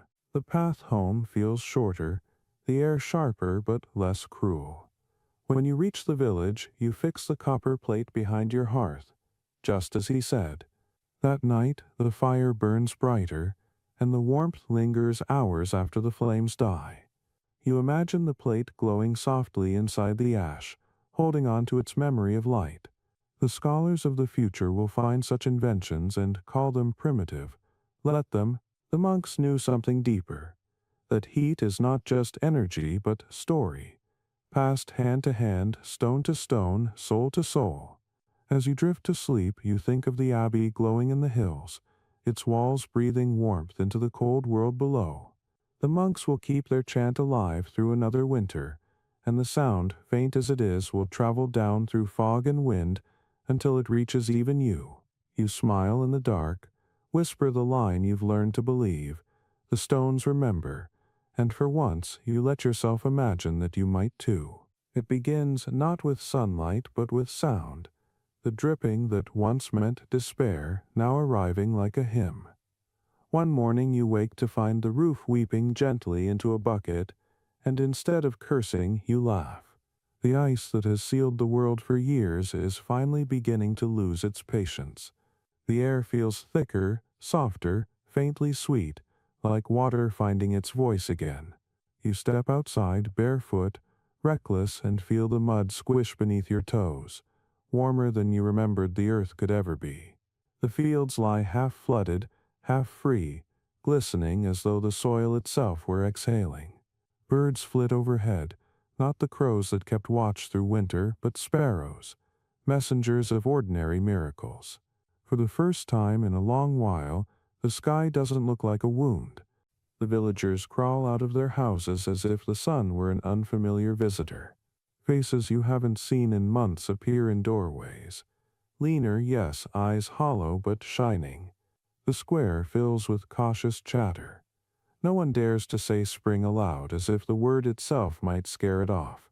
You walk past old Hilda's cottage and see her hanging her blanket to dry instead of patching it. That small gesture feels like a revolution. Smoke rises from chimneys not as frantic plumes but as lazy curls of contentment. Even the cows sound different when they moo less like mourning, more like complaint. A mainstream historical fact. When the Great Famine finally began to ease around 1320, the first sign was not abundance but melting. The relentless rain slackened. The sun returned in timid flashes, and people relearned the rhythm of soil. It took years before crops recovered, but the psychological thaw came first. Chroniclers noted that laughter returned to marketplaces before bread did, that faith began to bloom before flowers. You see that unfolding now, this strange, trembling renewal, half superstition, half defiance. At the edge of the village, the priest rings the church bell not for mourning but to mark the change. Its sound rolls over the valley like warm wind. Children chase after the echo, splashing through puddles. Someone starts singing a harvest tune, though there's nothing to harvest yet. The melody rises anyway, the kind of music that knows the body will remember what the mind has forgotten. The quirky tidbit: musicologist studying famine-era manuscripts found songs of thaw, lullabies, and field chants written in awkward Latin and local dialects. They repeat one phrase again and again. We melt. We live. You hum it under your breath now, surprised at how easily it fits. The air smells alive again. Wet earth, peat smoke, onions sprouting in their baskets. You walk to the fields where the frost has retreated to the shadows. The soil, when you touch it, no longer bites back. You kneel, pressing your palms into it as if greeting an old friend. We're still here, you whisper. The mud seeps between your fingers, and for once you don't mind. Across the field, others are doing the same, poking at the dirt, turning it over, looking for green the way sailors search for land. A boy finds the first shoot of barley and shouts as if he's discovered treasure. People gather around it reverently, this fragile spear of life rising through the ruin. You stand in silence, watching it tremble in the breeze. Back in the village, someone opens the tavern shutters for the first time in years. The light spills in, catching the dust and making it dance. You sit with a mug of thin ale that actually tastes like grain again. Around you, the laughter is hesitant but real. Old Tomas tells a joke that barely makes sense, and everyone laughs too hard anyway. The warmth spreading through the room isn't just from the fire, it's from the rediscovery of noise, of nearness, of being allowed to smile. You leave before dark and climb the hill behind your cottage, the same hill where you once watched the floods swallow the valley. From here you can see the land stretching far and wide, patched with snow still, yes, but breathing. The river is moving again, a silver thread glinting under the pale sun. Smoke rises from every roof, but it's gentle now, like sighs instead of screams. You sit there until twilight, the cold creeping back but unable to hurt you the same way.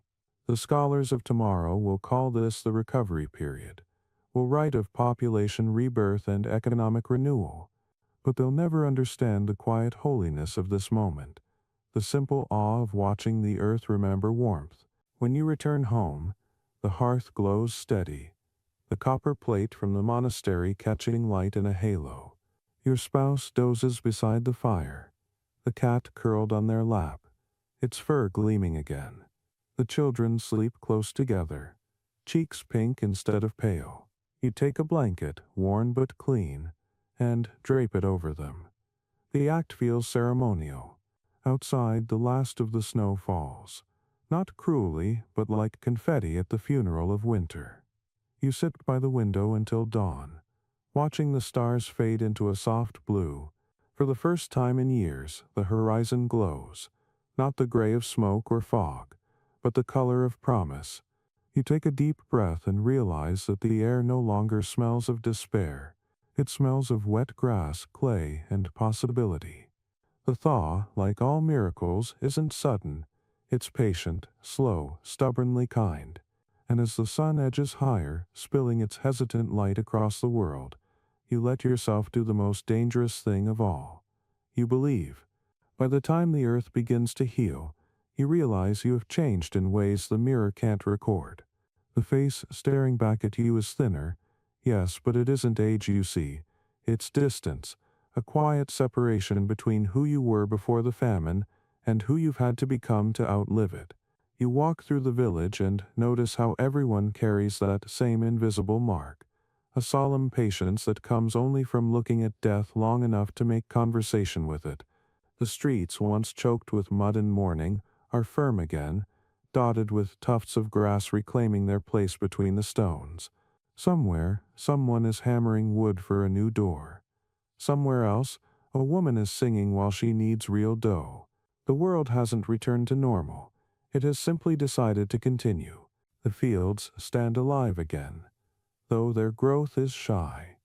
You run your hands through barley still short and stubborn, each stalk a fragile miracle.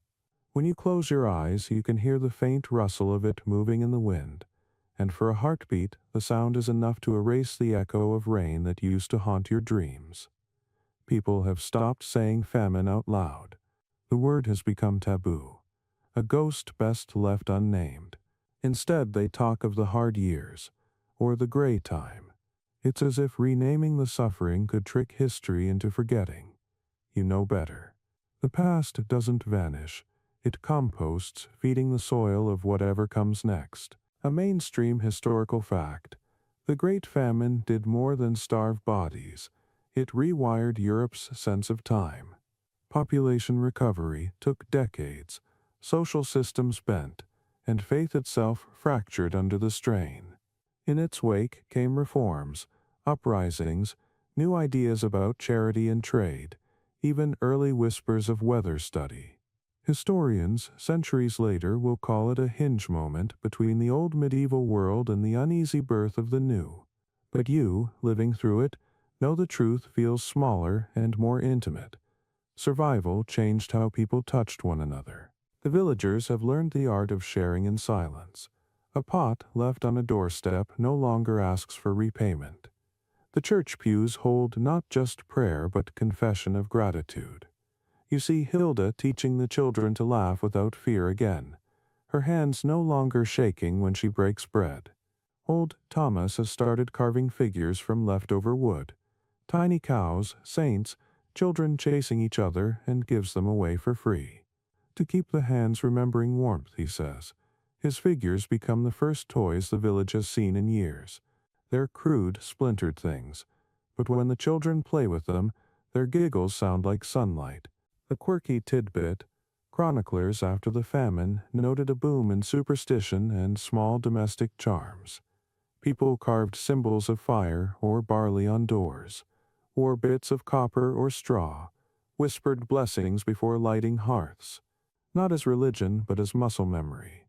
Tiny rituals that say, I remember what almost broke me and I refuse to forget. You find yourself doing the same, tracing a circle in the air above the fire each morning before it catches, though you're not sure where you learned it. As summer ripens, you walk beyond the village to where the bog once swallowed your feet and the frost once claimed your breath. Now it gleams under the sun, purple with new heather. You stand there, remembering the expedition, the mud, the laughter, the fear, and realize how strange it is to miss even the misery, to feel nostalgia for a time when every moment meant survival. It's not madness, it's gratitude in disguise. You survived something so vast it defies memory, and that survival has made every detail precious: the hiss of the kettle, the creak of a door, the sight of your family's breath no longer visible in the air. In the evenings, the village gathers again, not to mourn, but to talk. They tell stories now, not of saints or kings, but of themselves. They recount how Hilda once yelled at the sky until it stopped raining, how Father Albin's candle burned for a full month without wax, how the children built forts under the table to keep the cold out. The tales grow taller with each retelling, and no one corrects them. Truth isn't as important as remembrance. The famine becomes myth, not because people wish to glorify it, but because myths are easier to hold than grief. You sit by the hearth one night, listening to the laughter drifting from the square. Your spouse hums while stirring a pot of stew that actually smells like food again. The cat, fatter now, sprawls across the threshold, indifferent to history. You pick up one of Tomas's carved figures, a tiny bird with uneven wings, and hold it near the firelight. Its shadow dances across the wall, fragile but graceful. You think of how many nights you once spent praying for shadows to mean warmth instead of warning. Now they're just company. The scholars of later centuries will study the records, the weather patterns, the bones, the ruined churches. They'll write papers about cause and consequence, but they'll never know what it felt like to touch the first loaf of real bread after years of clay, or to wake without the sound of rain. They'll never know that the famine taught something no sermon ever could, that hope, when stripped to its bones, is not a feeling but a habit, a daily decision stubborn and unglamorous like breathing.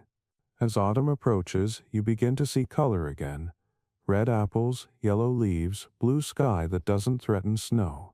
You walk to the fields one last time before harvest.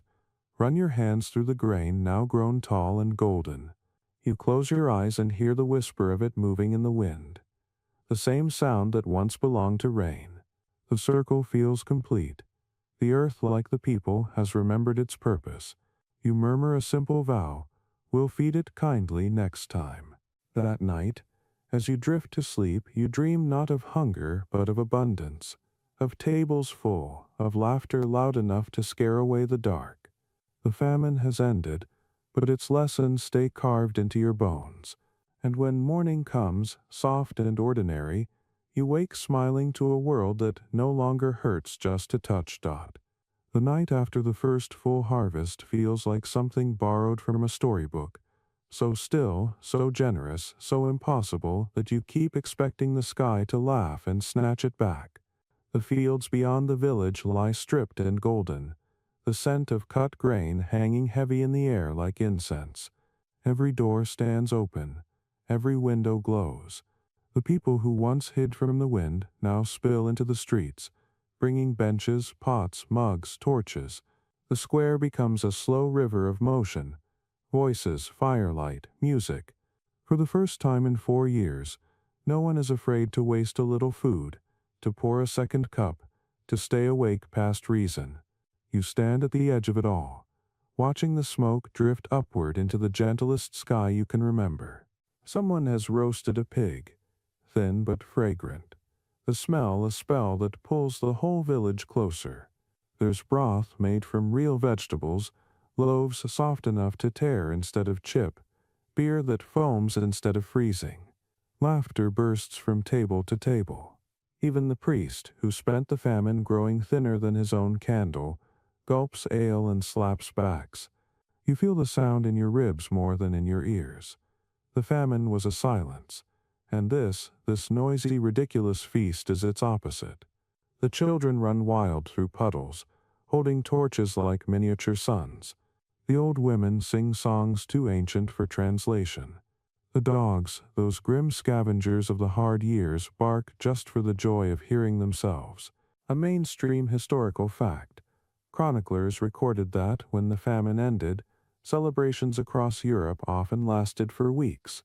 People danced in barns, in courtyards, even in cemeteries, where the dead were said to rest easier when the living remembered laughter. Bakers gave away their first loaves.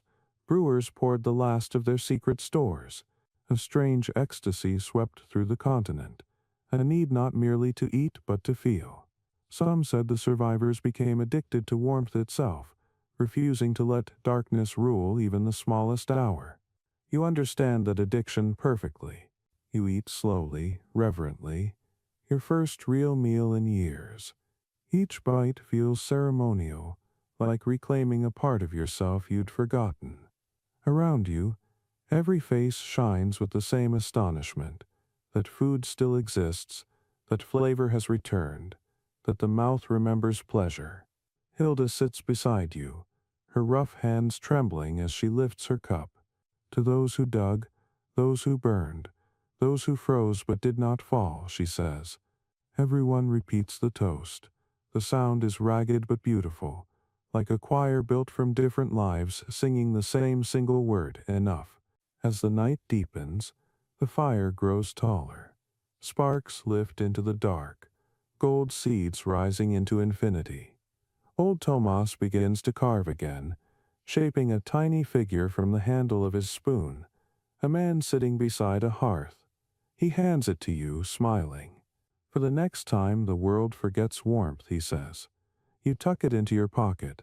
The quirky tidbit: some surviving famine communities buried small carvings or tokens near their hearths at the end of the ordeal.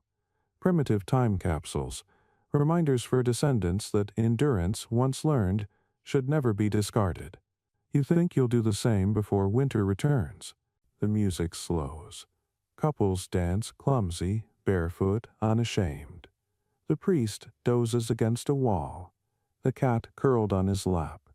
The moon climbs higher, white and wide, illuminating the roofs, the faces, the tables smeared with crumbs. You realize that everyone keeps touching one another, a hand on a shoulder, a brush of sleeves, a hug held too long.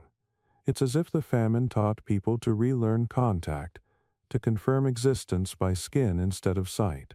You feel someone clasp your arm and turn to find Father Albin awake again, eyes bright.